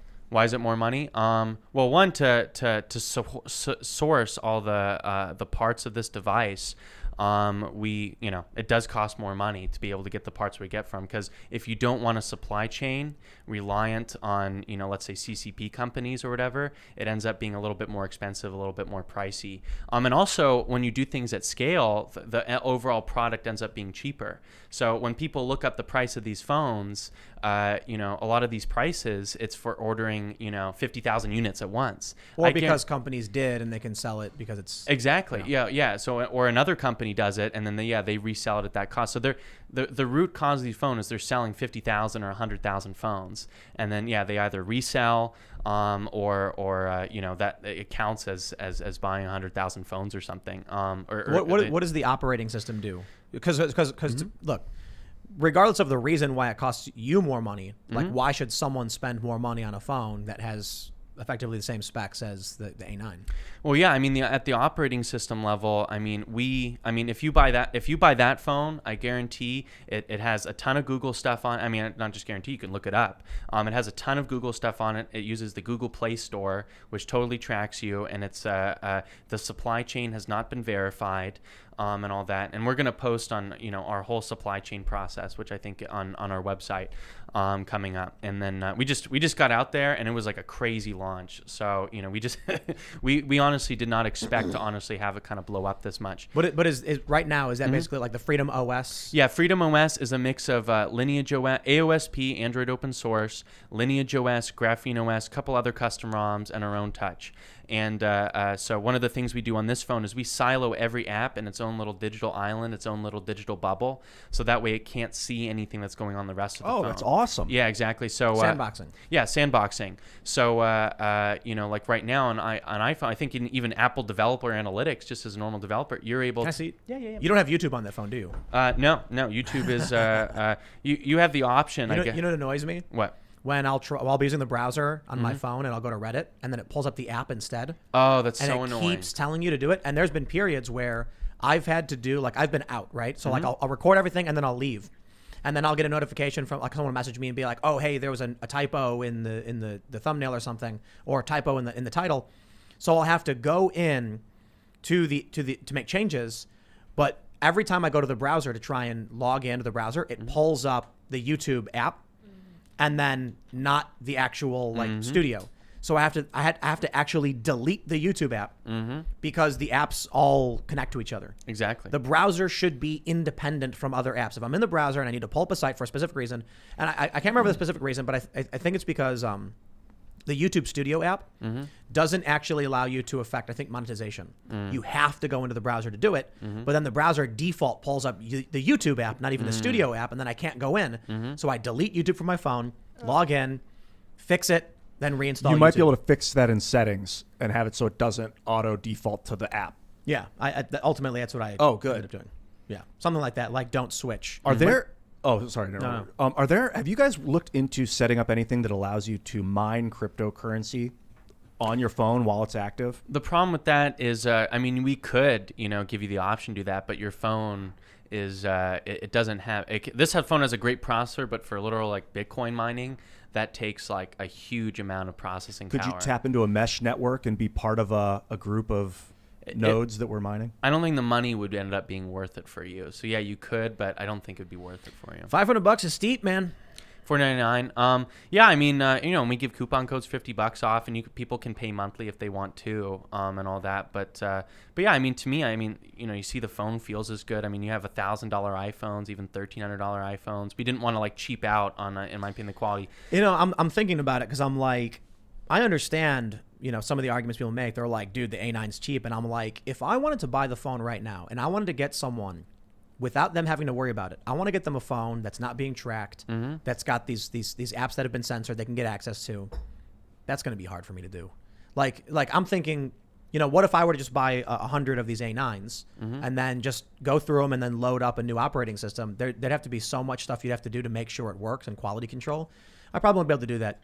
I got to be honest. I think $500 sounds steep, but I stand by what I was saying earlier that if your device does what it says it does and you're providing a service effectively, hardware be damned. If it's a service that provides people with instant access to a clean operating system that doesn't track them and provides them a way around censorship, that's seriously, it's massive. Also, you're not using slave labor, right? Yeah, no. And that's another thing is just, yeah, I mean, to me, I feel like the real story of this is that, Apple, like I always thought it'd be great if some president had put sanctions on the import of any goods made by slave labor, because that would just shut down a lot of these big phone companies and hold everything up because it's bad. Yeah, but then the American people would be like, why does my phone cost 10 grand? I mean, I think, well, trust me, we make this phone it doesn't have to cost that much if you're not using that kind of labor and all that. I mean, yeah. Hong Kong is got problems right now, but I don't. They're not. Well, actually, I don't know for sure. Foxconn's not in Hong Kong. They're in Taiwan. They're in Taiwan. Yeah. Really? Yeah. Well, they have stuff from all. Bad. I mean, exactly. Wait, Foxconn is in Taiwan? I believe they're a Taiwanese company. Fact check me. So, New York Times fact check me right now. Eric. Yeah. Isn't an iPhone like $1,000? Yeah, exactly. An iPhone is like Shenzhen. I thought it was Shenzhen. Oh, okay, you're right, Shenzhen. Yeah, okay, that's great. where all the people are committing suicide. Yeah. Okay, good. I'm glad, because I was like, I like Taiwan, and all that. Yeah, and I was like, think, no. Yeah, I thought it was Shenzhen. Yeah, New York Times fact check me. But yeah, I mean, with the phone at the operating system level, yeah, it's completely de-Googled. It has its own app store and all that, so you're not relying on the Google Play Store or anything. And we, trying to sideload apps or all that I mean, the thing about this phone is a lot of just normal people that aren't like, trying to jailbreak their phones, root their phones, and all that got that. And then, yeah, I mean, that's. It's just a huge problem that we're reliant on, in my opinion, anti-free speech hardware. I mean, it's ironic to me that Apple's motto used to be "Think Different," and now they ban apps who think different. Yep. And so I mean, or Google, which was "Do No Evil," and then now there's company policy. They got rid of that motto and all that, and that's why I think we're a startup, but ultimately, and I don't have like a PR team of like 1,000 people like these people. Like I'm just coming on this podcast, just trying to share the word. But I mean, it's just if we don't have our own hardware, in my opinion, we're screwed. It's the weirdest thing that people were like, saying it's a honeypot. Like buying the phone is a trap. I'm like, what do you think your phone already does out of the box? It's a honeypot. Welcome to modern technology. Right. Well, smartphones are honeypots. They wouldn't attack me this much if it was. And then two, yeah, I mean, they've doxed my Unless they're trying to convince everyone you're on the level by attacking you, saying, see, look, they're attacking him. That must prove it.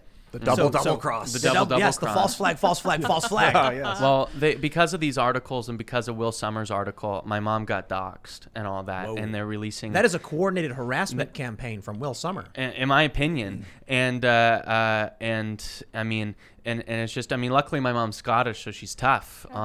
She was tough growing up, in the best way possible.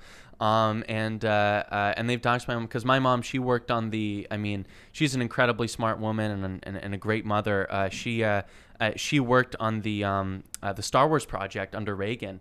And all that, and then so they're trying to say like I'm this honeypot and all that just because my mom, worked on a project under the Reagan administration and all that, and I mean it's crazy honestly that my mom has gone to. I mean, coming to the political world, I almost like I mean I knew what was coming in the sense of but I was so well liked by the left-wing media. I was doing interviews with them and all that, and I was fine. I wanted to give it up because for free speech and all that. I mean, it sounds cheesy, but it's actually true. But to me, to see like, my mom get doxxed, these people write fake articles, and for people that hadn't even touched the phone yet. I mean, It's amazing when I think about how we got to this point. I was talking about. I'm still shell shocked, honestly. Like, but I was talking about algorithmic psychosis, and I'm thinking about it from like the perspective of the psychopaths and who live in the mirror world, in the upside down or whatever. And how did we come to this position of knowing computers, look, we knew about Bitcoin in the early days. Most people didn't even find out about Bitcoin until like 2016 or something. And I'm like, I was on the internet as long as I can remember. My family had CompuServe on DOS, and then we got Windows 3.1. We had AOL. I've always had access to the internet to learn and read whatever I wanted, and I guess that makes you a deviant because you have access to the summation of human knowledge, or so much knowledge at the time. Regular people, other millennials, didn't get the internet until they were teenagers, so they didn't necessarily grow up with it as heavily. Like I was programming stuff, I was doing video games, I was doing Flash animations and Flash websites when I was like 12 or 13. That's amazing. Yeah, I built my first computer when I was like 7. So here I am with all the access to this information, totally independent. These other people don't. And I think that might be where this like hard bifurcation starts. The people who are internet savvy, who understand the rules of the internet, don't argue with trolls. It means they win. But then you get these other kids who aren't internet savvy, and they're just watching nothing but this horror content. And so they become insane, and we become discerning.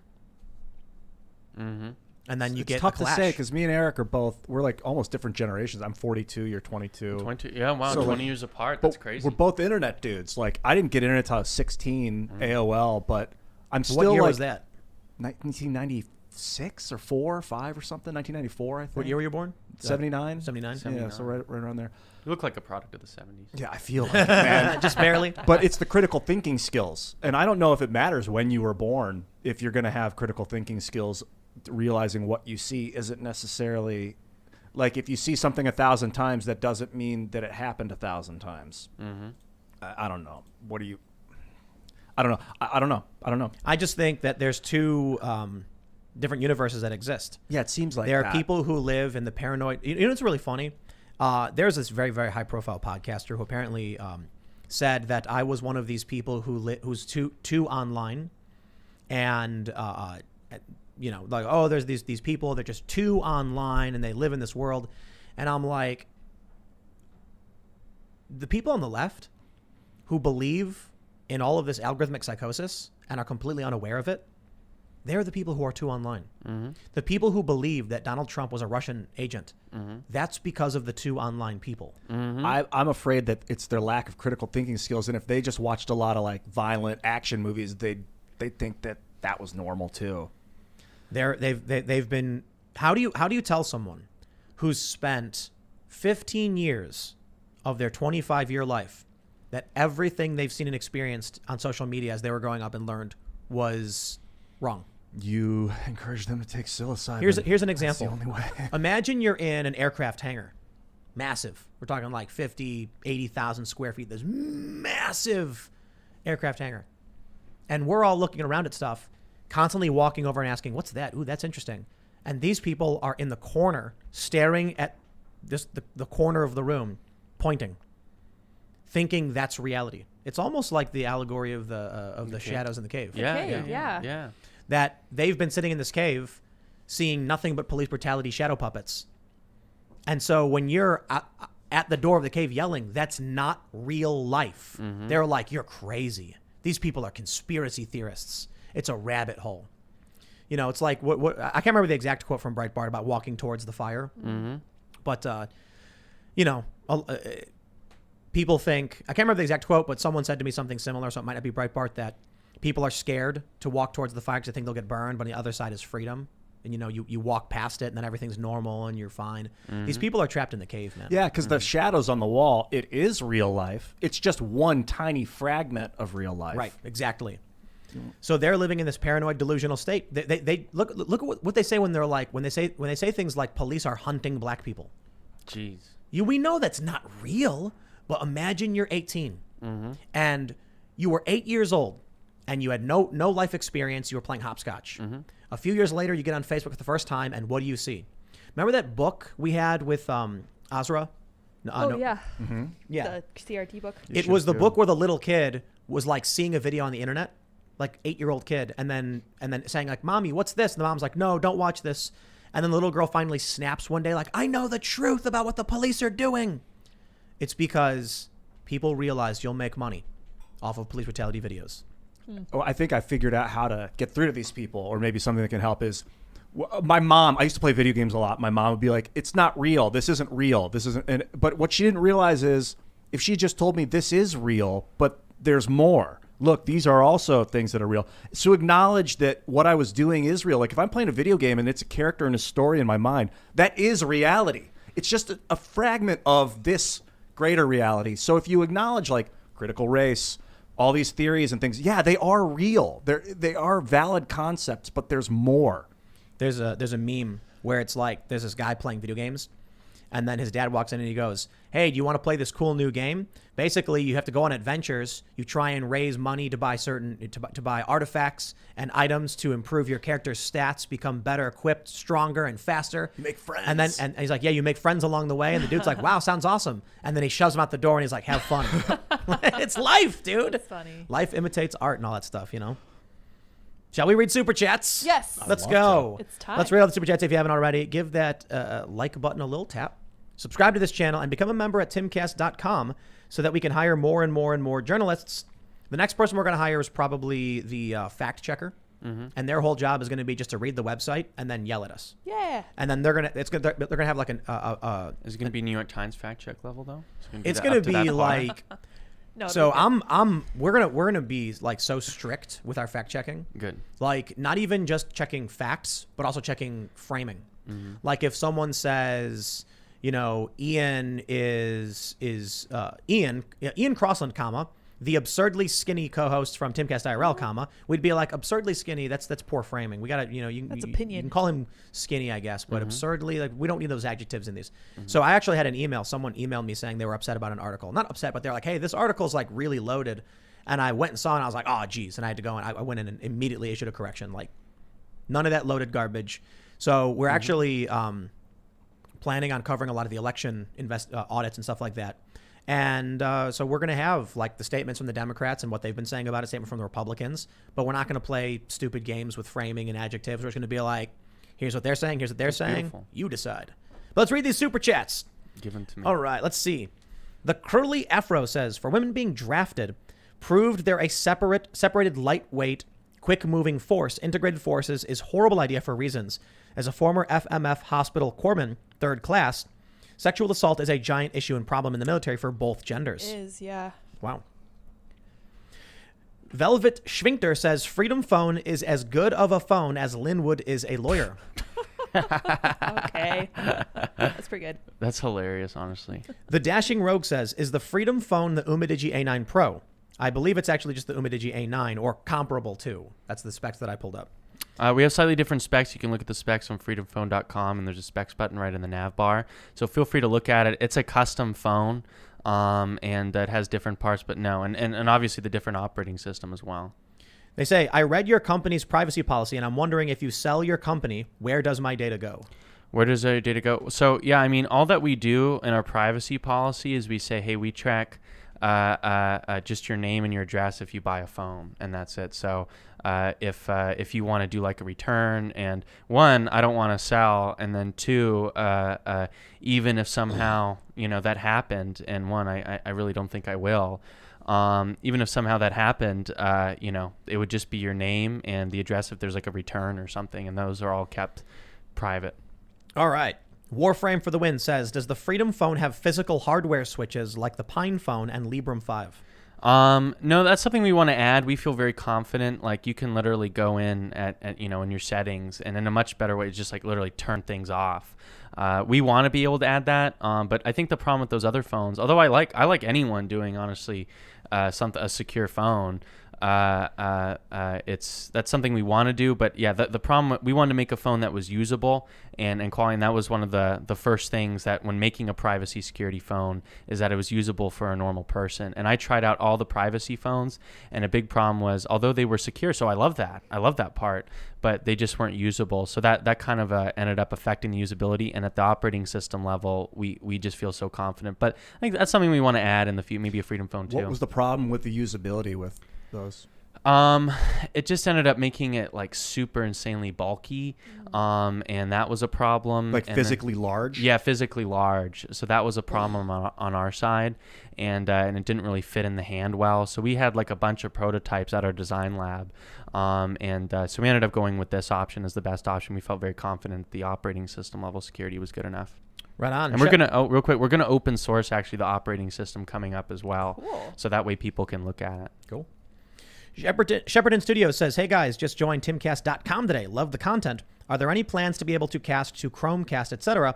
We want to watch on TV. Yes. So there's only so much people can do. The website is launched. We're doing the bug checks now, making sure everything works, because it's like you fix one bug and then 10 more pop up, and then you're playing whack-a-mole for a bit. Then we're going to do the mobile app, because we want to make sure people can listen to the show while their screen is off. And then we're going to be doing what's called OTT, over the top. So that's like Roku players, Apple TV, Amazon, all that stuff. You'll be able to pull up the shows. So we're heading in that direction. And we also are planning on doing more and more content. Right now, if you're a member, you get the members-only podcast episodes. In the next week or so, we're going to have a new show, which is going to be, I just call it like mysteries and spooky stories. But you'll see the launch, and we're working on the graphics and the branding and all that stuff. All right, let's see.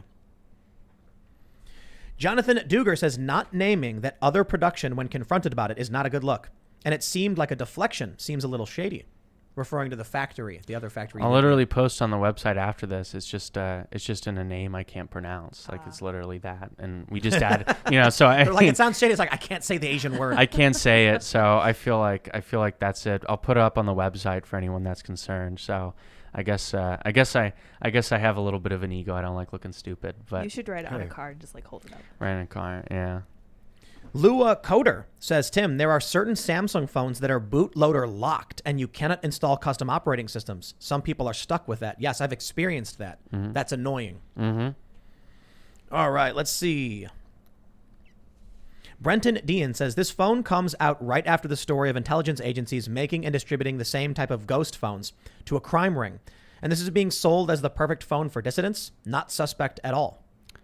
Yeah, I mean, this goes back to like this weird. I mean, that's why it's just overall, it's been weird to, I guess, weird and amazing to get in my opinion, the political realm. Like, yeah, just like people accusing my mom of basically being deep state and helping me with this. I mean, that's the kind of stuff that it's weird to experience, because I don't think that they would be attacking me this hard. And I guess again, you're right. Maybe there's it's a double cross or whatever. But I mean, I'm funding this whole thing myself, so I have like no other investors, no anything. I mean, the CIA literally has a venture arm and all that, which is not a lot of people know that. But yeah, I mean, honestly, I would be living a much better life, I feel, if they were supportive of me. And I would never accept that. I just got to shout this out right now. Someone's Soleil Cucumber Lime says, if you use Brave browser, there is a setting to allow video playback in the background, aka this with the screen off. Oh, we did mention that before. Someone super chatted this. I use the Brave browser for everything. Brave is amazing. Yeah. Brave's on my your favorite. phone? That's the default browser on the phone. Use Brave it on your is. phone. Yeah. Hey, Yeah. there you go. Yeah, Brave is the default browser. DuckDuckGo default search engine. It's right on the home screen. Perfect. I love Brave. Yeah. Oscar Oliu says, Eric, if you want people to trust you, you need to release the source code for Freedom OS and have it available for compiling. Ian, would you say free the code? I would like to free the code. Yeah, I mean, the goal is to be able. So we want to like I said earlier, we're going to be open sourcing the operating system code on this, and then I mean, if you want to be able to not even go through us, and all that, and get your own, install it yourself and go through that difficult process, you can do that for free. Oh, so you're going to well, that's the plan. Freedom OS, and people can just take it and do it. I mean, to me, the phone is just about making it easy for people, so it's all on one device, so you don't have to be good at, Have you looked at using like an MIT license, like a copyleft license, so that if people take the code and change it, those changes have to remain free also? Oh, that's a good idea. Actually, we should do that for that, because to me, that would be the most important thing, is that people weren't, that way they can make it just continues on. Zanroff says the spec site says it uses Freedom OS, but when I Google what that is, I get a logo that looks similar to the red salute. That's troublesome at face value. Am I missing something? Yeah, that's a different operating system. I think that's Linux based and all that. But yeah, I mean, that's just a different one. That's, I believe, open source as well and all that. And then it has the red fist. Ours is a blue shield on a phone. It's really interesting. There's a lot of super chats as I'm scrolling through that you literally just answered. Like, Yay God says, can we jailbreak our own Android phones and flash your custom ROM and effectively do the same thing with our existing phones? And that's the plan. And hopefully for, when we release this, I mean, we just want to get this out there. And then, I guess there's maybe been some marketing greenness, if you will. But yeah, I mean, people sent us a lot of requests like, hey, can you open source this? And be like, yeah, I mean, the goal is to be able to have anyone be, have the ability to flash, to be able to be secure and have all that. I mean, we incorporate a lot of stuff at the, kind of that hardware software marriage on our own phone. But yeah, I mean, the goal is to be able, where if you want to be able to flash it, if you have the technical know-how to flash it on your phone, you can do that for free. That's the plan. Qui-Gon says Kevin Smith lied. He-Man died. F Hollywood. Well, I haven't watched the new Masters of the Universe, but I guess people are like saying like Kevin Smith ruined it. Apparently, or Tila is the sorceress of Grayskull. That's like the female lead character. She was kind of like a side character in the original He-Man, but now apparently she's like one of the lead What does that mean? roles. That means like she has the power now? I don't know. I didn't look into it. It looked so weird. Like He-Man's the beast. He is. Prince Adam. I love He-Man. You look like Prince Adam. Yeah, honestly, it's been interesting because, I remember I did back when I was liked by the left-wing media, I did a New York Magazine thing, and then they made me look so nerdy. They combed my hair to the side, made me button up my shirt, and look like a total nerd and all that. And I guess I am a nerd at heart. I went to a photo shoot once for Spin Magazine, and they wanted me to look a certain way. And the first thing was like, okay, now take off the beanie. And I was like, I'm not doing that. No, it's the look. Yeah. And then she was like, you have to. We're not doing the shoot. And I was like, I stood up, grabbed my bag, and I was like, all right. And I looked at my friend. I'm like, yeah, get the door. And then she goes, wait, what are you doing? And I was like, I'm leaving. She's like, but we're doing a shoot. And I'm like, that's staying on. And she was iconic. She goes, there's only one person I've ever let keep the hat on, and it's the Edge, and you are not the Edge. And then I was like, oh, okay. And then I started walking towards the door again. She goes, fine. And then I went back and sat down. Modeling sucks, man. Yeah, I mean, like doing photo shoots. I know. They they make your body in a weird pose. They're like, pull your back up, now twist your arm to the right, and like then they put clips all over your back, and you're like, and then you make like, now don't move for a minute, and I'm like, I can't breathe. It's like it's painful. If you can't breathe, you can't move. It's a job, honestly. It's a job. No, it's a lifestyle. It's a lifestyle. Crazy. You got to watch what you eat. That's annoying. I can't do that. Here's a good one. Mike Tacha says, piracy is small-scale communism. You take away the means of production from the original creator and give it to any idiot that can click a link. It dilutes the essence of the work. Yeah. Interesting. I actually think communists should be mad about piracy, too. Like, if there is a dude and he's like, I have designed this great image, and would you like to buy it? No. Picture. Now everyone has a version of it, and you're like, but I worked so hard to make this. Am I not deserving of access to food and well, people pillows? copying your information doesn't mean you can't sell it. That's the How am I supposed supposed need to to understand? Value comes from the scarcity of the object. No, not necessarily. Scarcity is involved in that, but also quality. So if somebody makes something and then everybody just has it, why would someone give him money?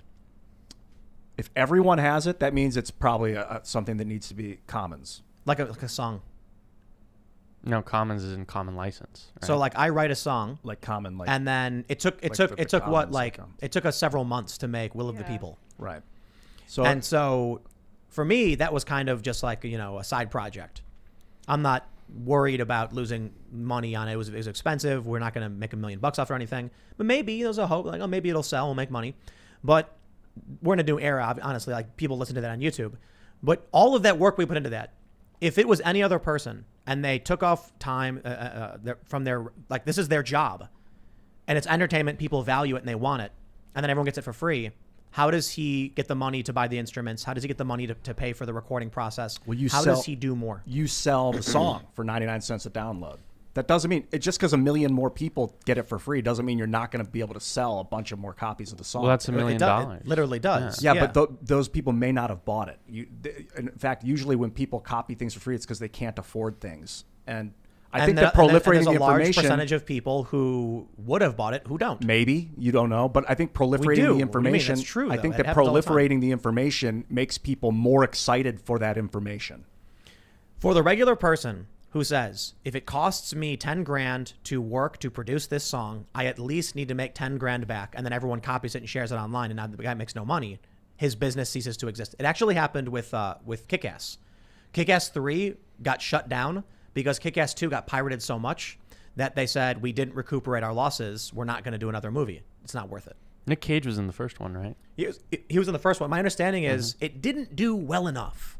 It was like people liked it. We could do another one. The second one was like, people liked it, but everybody pirated it. We didn't make enough money. We don't care to do it And again. the movie sucked, so that's Kick-Ass 2 didn't suck. Well, you just said it was like, that sucks. I'm talking about the revenue. I thought Kick-Ass 1 and 2 were awesome. I think I would have loved to see part 3. Like The problem is people pirated it, and then they didn't make enough money, so they didn't want to do it again.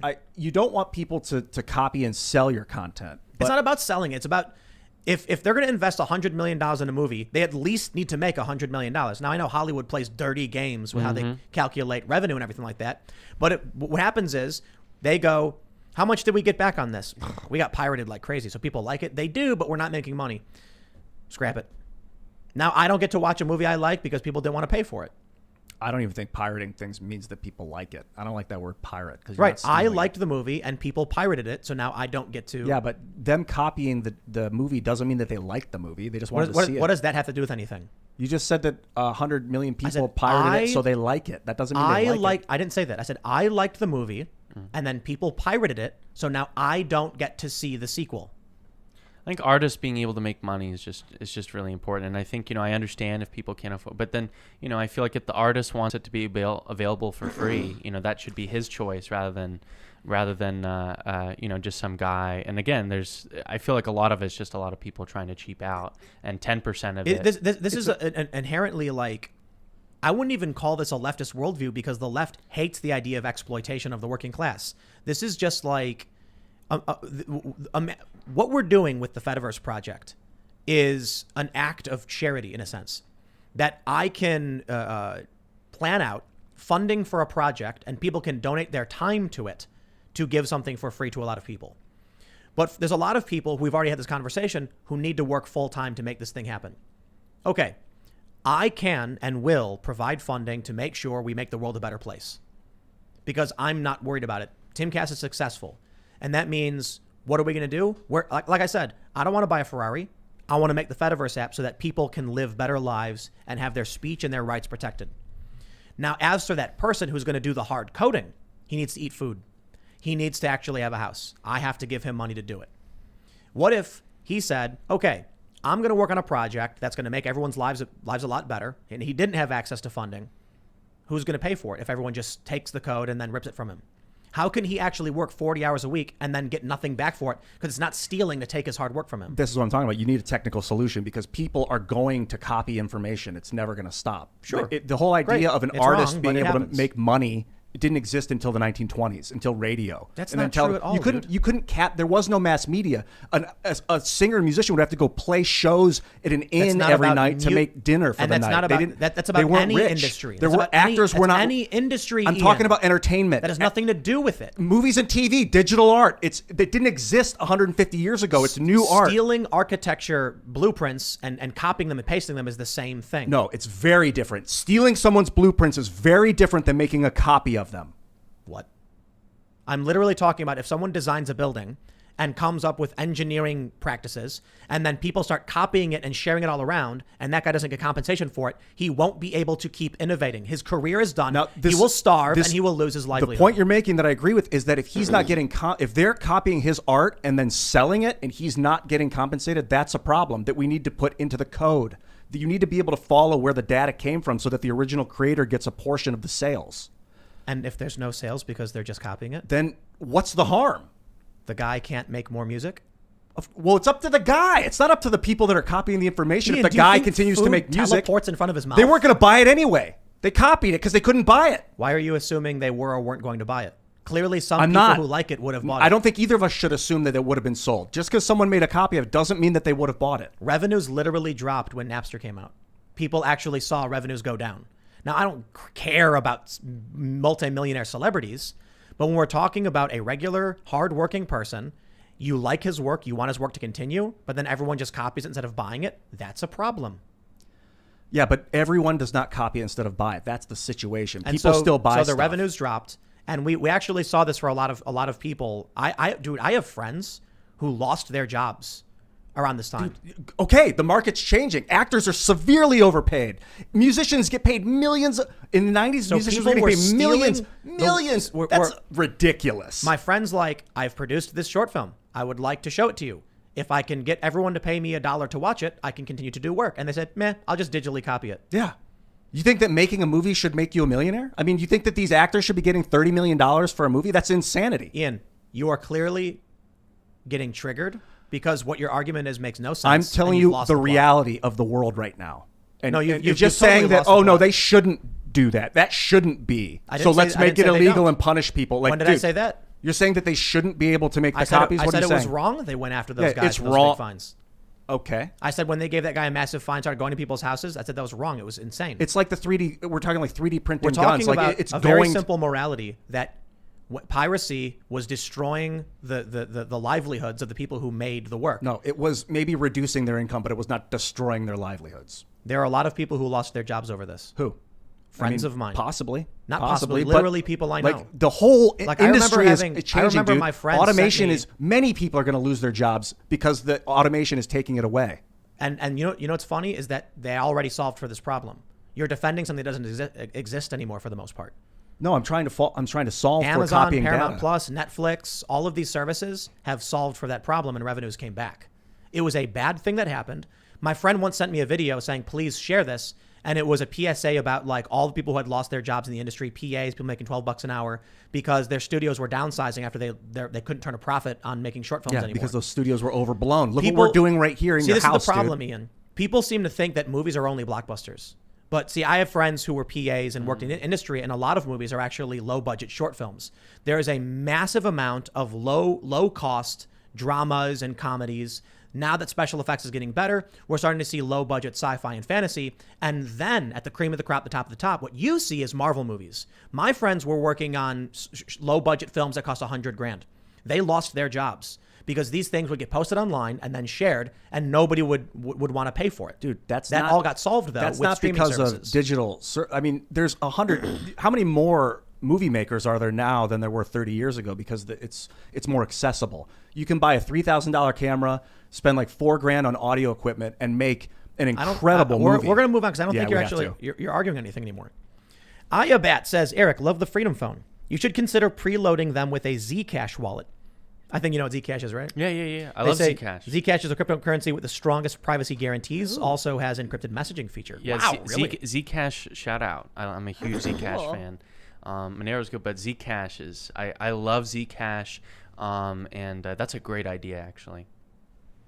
All right, let's see. The Raptors Talent says, Ian, I get that you're trying to play devil's advocate. Stop it.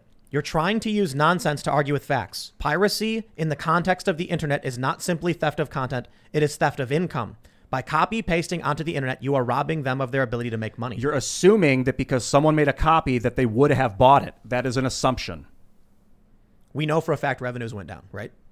Yeah, some revenues. That means they did lose money. Metallica Right? lost some of their hundreds of millions. Yeah, but ignore the fact that you know who Metallica is. You don't know who like Jimmy's Basement Barbecue Band is. Yeah, people lost income. It's also cheaper to make movies. So that's a non sequitur. It's equalizing. So you make less for your sales and you spend less to make the thing. All right, let's read some more. Andrew Lance says, FreedomPhone dude, please give me the hard sell. My iPhone is about to turn 2, so the built-in obsolescence will come. Can you promise that my phone will still function well 5 years from now? Yeah, I mean, You can? That's I feel confident about that your phone will last for 5 years and all that. I mean, we make these phones to last. I mean, obviously, if you're throwing it in water or anything like that, I mean, it's not. And then we also have a very generous return policy as well. So, I mean, but yeah, I mean, these phones, we make them to last for a long time because we know phones will do it. But, I mean, if you end up being really rough, if you're working in the... if you're trying to take it to space or something, yeah, it's not going to last. But, yeah, I mean, it should last I feel, in my opinion, this will last for 5 years. I mean, the hard sell on it is if you want a phone that has its own app store, which has all the normal apps your normal phone has, plus banned ones as well. If you want a phone that cares about your privacy, cares about your security, and feel free to anyone that wants to, test it out, feel free to do it. And we're going to be posting videos soon of the testing that we've done. We want to put like a top-notch hacker and just, I mean, we've done this internally, but actually publicly make like a whole video about it of them trying to get into this phone. And I'm sure this is what people are going to do when they when the phone is as shipped out to everybody. But yeah, I mean, that's the hard sell. I mean, we're just trying to challenge the Apple and Google duopoly here. All right, Weston Hecker says, does the phone have its own baseband software or modifications to the HAL hardware access layer, OTADM, or any other stuff aside from the custom OS? I should get my CTO on the phone because because that's over my head. I hired a white hat guy that has been my friend for years, and he built this out. So we're going to be posting on, we're going to have freedomphone.com/security that goes into literally all the things that we did on the security front. Black Rock Beacon says algorithmic psychosis is an availability cascade driven by confirmation bias and virtue signaling, reinforced by gamification or human interaction. Well, there you go. All right. What is this? Logan Culver says, Tim, how many of the normal chats are from bots? LOL. I don't know. We made it so that you got to be a subscriber to use the chat, though. And a lot of people were like, I don't like that. And I'm like, too bad. If you're not subscribed to the channel, like, why are you I don't understand what the issue is. Like, you come to the show and watch. The point of the subscriber chat was to get rid of a lot of the spam. Because spam bots come in, don't subscribe, and then... So I was like, okay, that solves that. Easy, right? Crazy. All right, let's see. Daniel Nelson says, sign me up. Having my browser redirected to apartment.com repeatedly of my exact location when trying to send a political message was my wake-up call. Not cool. Leave U.S. citizens alone. Well, there you go. All right, let's see. Sewer Turd says, can the phone be picked up in person to avoid possible tampering en route by a third party? Right now, we ship it to you, and we put a little tracker to make sure it got to you and all that. Not a tracker on the phone, but just like we put on the outside of the box, so that way we make sure that there's... And then we've got a seal as well, so that way if anyone has opened the phone, you would know by the time it gets there. And then... Man, I'll tell you this. I've had more than enough of my time at the Tamper Evident Village in DEF CON to know how to get past those seals, That's true. Have you ever been there? DEF CON? Yeah, I've been once. You get like the little steamer thing, and then you steam the sticker and you get the tweezers, and you peel the sticker back, and you can pop it right open, go inside, and then close it and put the Tamper Evident thing back. And we also put it in its own case as well, so it comes like on this one. I don't have it on. This is just what I bring around to show people. I got an idea. Have people send you their fingerprints. Then you can preload the fingerprint so only they can open it. That's perfectly safe. Well, yeah, I don't want to. I don't want to have people submit their fingerprints and anything kidding. and all that. Yeah, that's not gonna happen. All right, let's see. There was just a super chat that jumped away from me. Let's try and find it. Smokey says, anyone who thinks these phones can't be tracked is an idiot. Anything with an electronic signature can be tracked. We put the operating system level, and it turns it off at the hardware level. Where we put the option as a button, a virtual button, to be able to turn it off, and it really does turn it off on the phone. Everything, and out of the box, like so many phones, they come with like Wi-Fi and Bluetooth already on, and that's one of the vulnerabilities that people can kind of get into your phone with. So we make sure it turns all of those things off when you get it. W Couch says, does FreedomPhone support right to repair, and can I change my own battery? Can you change your own battery? I mean, yeah, you're welcome to. If you're in our policy, you have totally the ability to repair it on your own. The battery is in there and all that. So if you want your battery, if it's a problem, you'd have to ship it to us. But I mean, if you're able to figure that out on your own, that's totally, it doesn't break our warranty policy. All right. Yeah, if you break, Player FTW says, question for Eric. Mm-hmm. If this has been asked before, I apologize. Will there be a less pricey version of the FreedomPhone? $500 is a bit steep for some. Well, you can get any coupon code online, $50. I don't want to like plug it here to or anything, but yeah. So it's pretty easy if you go anywhere, you can pretty much get $50 off and look it up, and that makes it $449, which is a little bit better. Is that one of the codes? Yeah, POSO is one of the codes and all that. I knew it. So if you, I bought the slippers from My Pillow. Oh yeah, are they good? And I was like, considering the smear pieces, I'm like, I bet POSO is one of the codes. Yeah, and was it? Is POSO? Yeah, POSO. Oh, for like the pillows. Oh, yeah. So POSO is one of the codes. You can use POSO, Candace, any, and you can use we have a lot of codes. So you really can get it for $449 if you just use any of those codes. And but yeah, I mean, the goal is to be able to, the more sales that we can get, the more we can get the parts cheaper as well. So yeah, we hope to make it cheaper, and we've been growing at a great rate, so we think we can. But it might be a sec. Oh, apparently I think we have the... Let me see if I can fix this. Someone said the description is the wrong link. No, it looks good. That's right. FreedomPhone.com? Sometimes I FreedomPhone.com? Yeah. that time. FreedomPhone.com. That is the correct link. And what's the other one? There's another one people are mentioning? Yeah, there's I think a freedom-phones.net or something. That's a different thing. Okay. So it's just FreedomPhone.com. Okay. All right. Jay Dubsky says, Eric, check out Rob Braxman. He's a tech expert against tracking and censorship. I would love to see a review of your phone on his YouTube channel. Yeah, I mean, if he wants a review unit, tell him to reach out to us. Rob Braxman. Big Mac Attack says, hey, Tim, I'd like to be able to pay for an MP3 version of your Will of the People song. Tongue clicks. Do you know the way? In the description of the video, Will of the People on YouTube, is a link to Bandcamp where you can get the full high-quality MP3. And you may notice that the video version has some sound effects that the MP3 version does not. But it is, I believe, on Spotify, iTunes. It should be on iTunes. I think you can buy it on iTunes. I'm not sure. But it's like everywhere. And we've got someone here who may be our new composer, and which means likely going to be recording a lot more music. And should be a lot of fun. I got 1,000,001 songs that need to be recorded. Stoked. Whoa, what's this? Seth Essington says, Ian is making me extremely angry. I am about to punch my monitor. Don't do it. Don't do it, Seth. Don't do it. Too expensive. I'm very passionate about data transfer. Wyatt Caldenberg says, Ian, if a farmer grows corn and everyone steals his corn, the farmer will stop growing corn. Yeah, it's called theft. So what are people consuming when someone makes music? What are people consuming when a farmer grows corn? You said they're eating his corn? They're consuming the corn. They're consuming the corn. Yeah, they're destroying and eating the corn. What is a person consuming when someone plays a song? Nothing. They're not consuming anything. No, they're just listening. That's consumption. No, it's a vibration in your ear. There's no consumption going on. So consumption is just you're playing semantics. Consumption involves destruction of the product. You're playing semantics. Well, okay, give me an idea of something that you consume that isn't destroyed. The beef. A movie right now. You don't consume a movie. Come on. Consumers. You're misusing the word consume. So what do you call so we say absorbers? Sure. Like AMC refers to the customers understanders. As call them consumers. Listeners. You're so desperate How about listener? To somehow finagle. How some about kind the of difference between listening argument. to a song and eating a piece of food is extremely different. Yanette Santana says, "Can Ian move to Cuba?" I don't think I could legally, right? Adam Griffin says, "Intellectual property, Ian. Code is also intellectual property. I know. It's straight communist for the state to steal someone's work to distribute it to the masses." Yeah, I would never encourage the state to steal someone's product and distribute it. Smokey says, Ian is a straight up socialist. Look, copyright law was made by Queen Elizabeth to prevent people from making copies of the Bible. She wanted control of the information.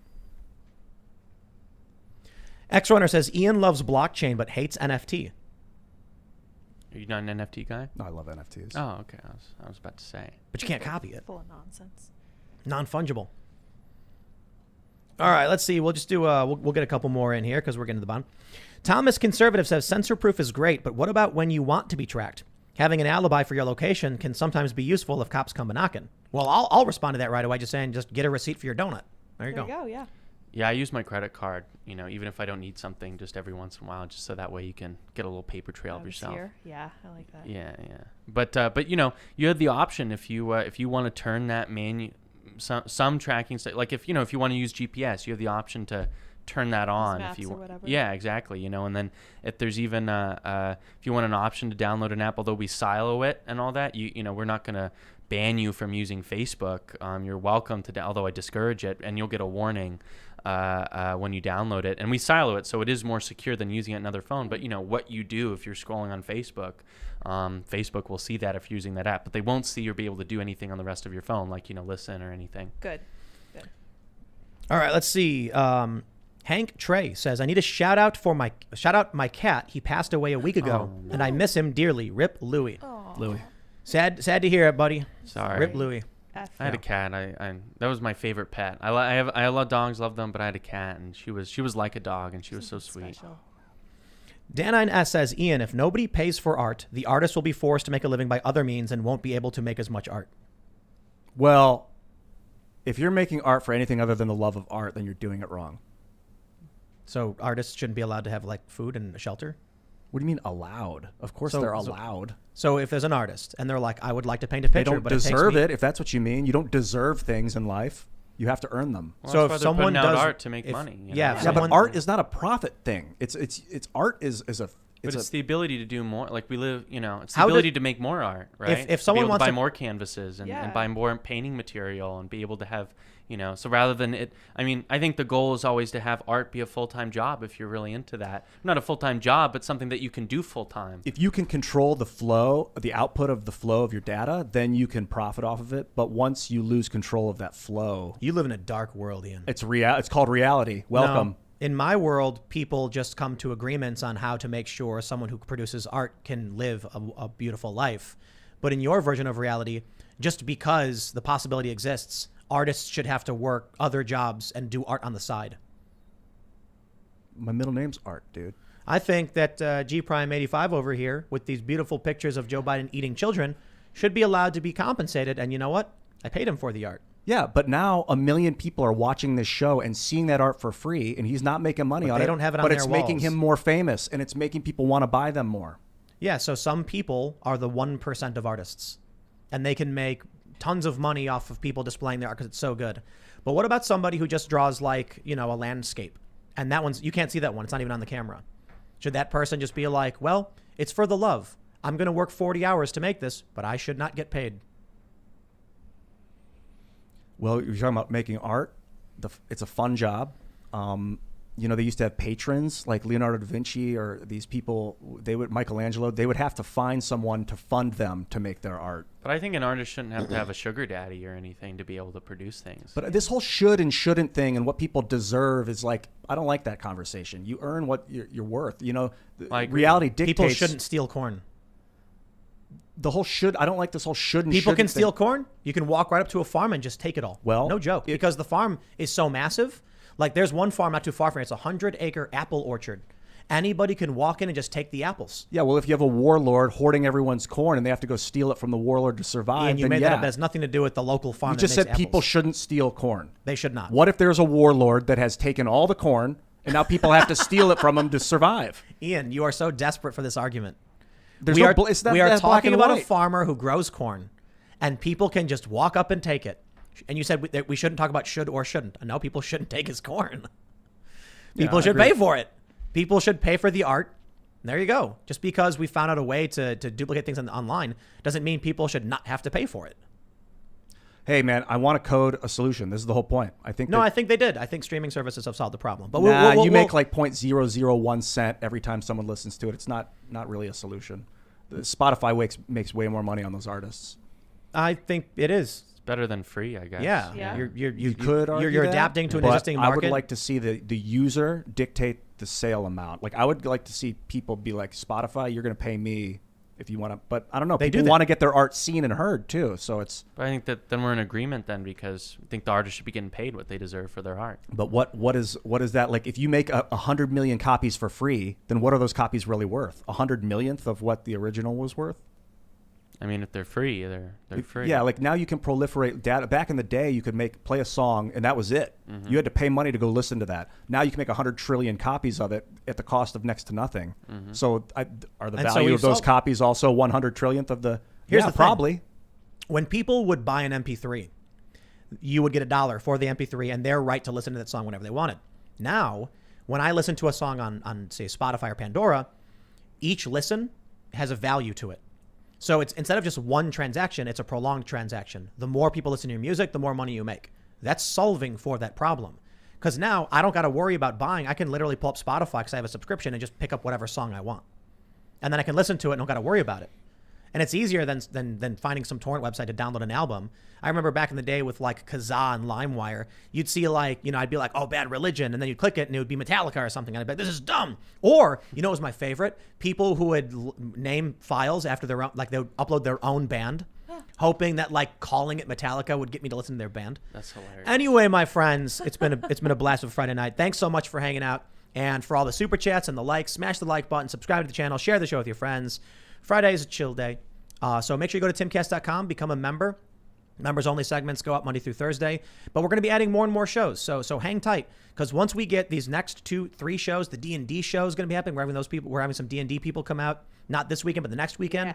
And then we're going to have a show, which is like D&D adventures, but based on real world political events to see how people react to certain situations. It'll be a whole lot of fun. It would be fun to get a socialist and like an ANCAP and then be like, there's an economic crisis in the dwarf city or whatever, and like see how they respond and like, I choose to do this. It'll be fun. It'll be hilarious. It'll be like hanging out with your friends and having a good time. So you can also follow us at Timcast IRL on Facebook and Instagram, at Timcast_IRL on TikTok, and you can follow me personally at Timcast.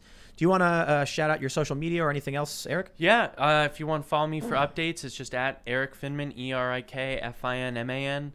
If you want to check out the Freedom Phone, it's just freedomphone.com. People keep saying Ian is stealing our coin. Dude, Erik, thank you so much for coming, man. Thanks for building this too. Yeah, thank you. And feel free. I want people to check it out, tear it apart, and see how good it is, because that's the plan. And thank you so much for just having me on, Ian and Tim. And everybody. You guys can follow me, iancrossland.net. I love corn. What's really funny? You're stealing it. The super chats are people saying Ian's wrong. That's what people are paying. And then in the chat, which is free, everyone's saying Ian's right. Oh, interesting. Dude, this is reality is changing. We have to adopt. We have to adapt, I guess. The 1% coming out in the comments here. Well, I am very glad to have Erik. This is a really fun conversation. I don't really enjoy all the arguing, but I'm glad it happens, and I'm glad that we have free speech to do it. Exactly. And you guys can follow me at Sour Patch Lids on Twitter as I attempt to gain more followers than Sour Patch Kids. Don't follow them. Follow me. Thanks, guys. Head over to youtube.com/castcastle. We're going to have an episode of the vlog up tomorrow at 9.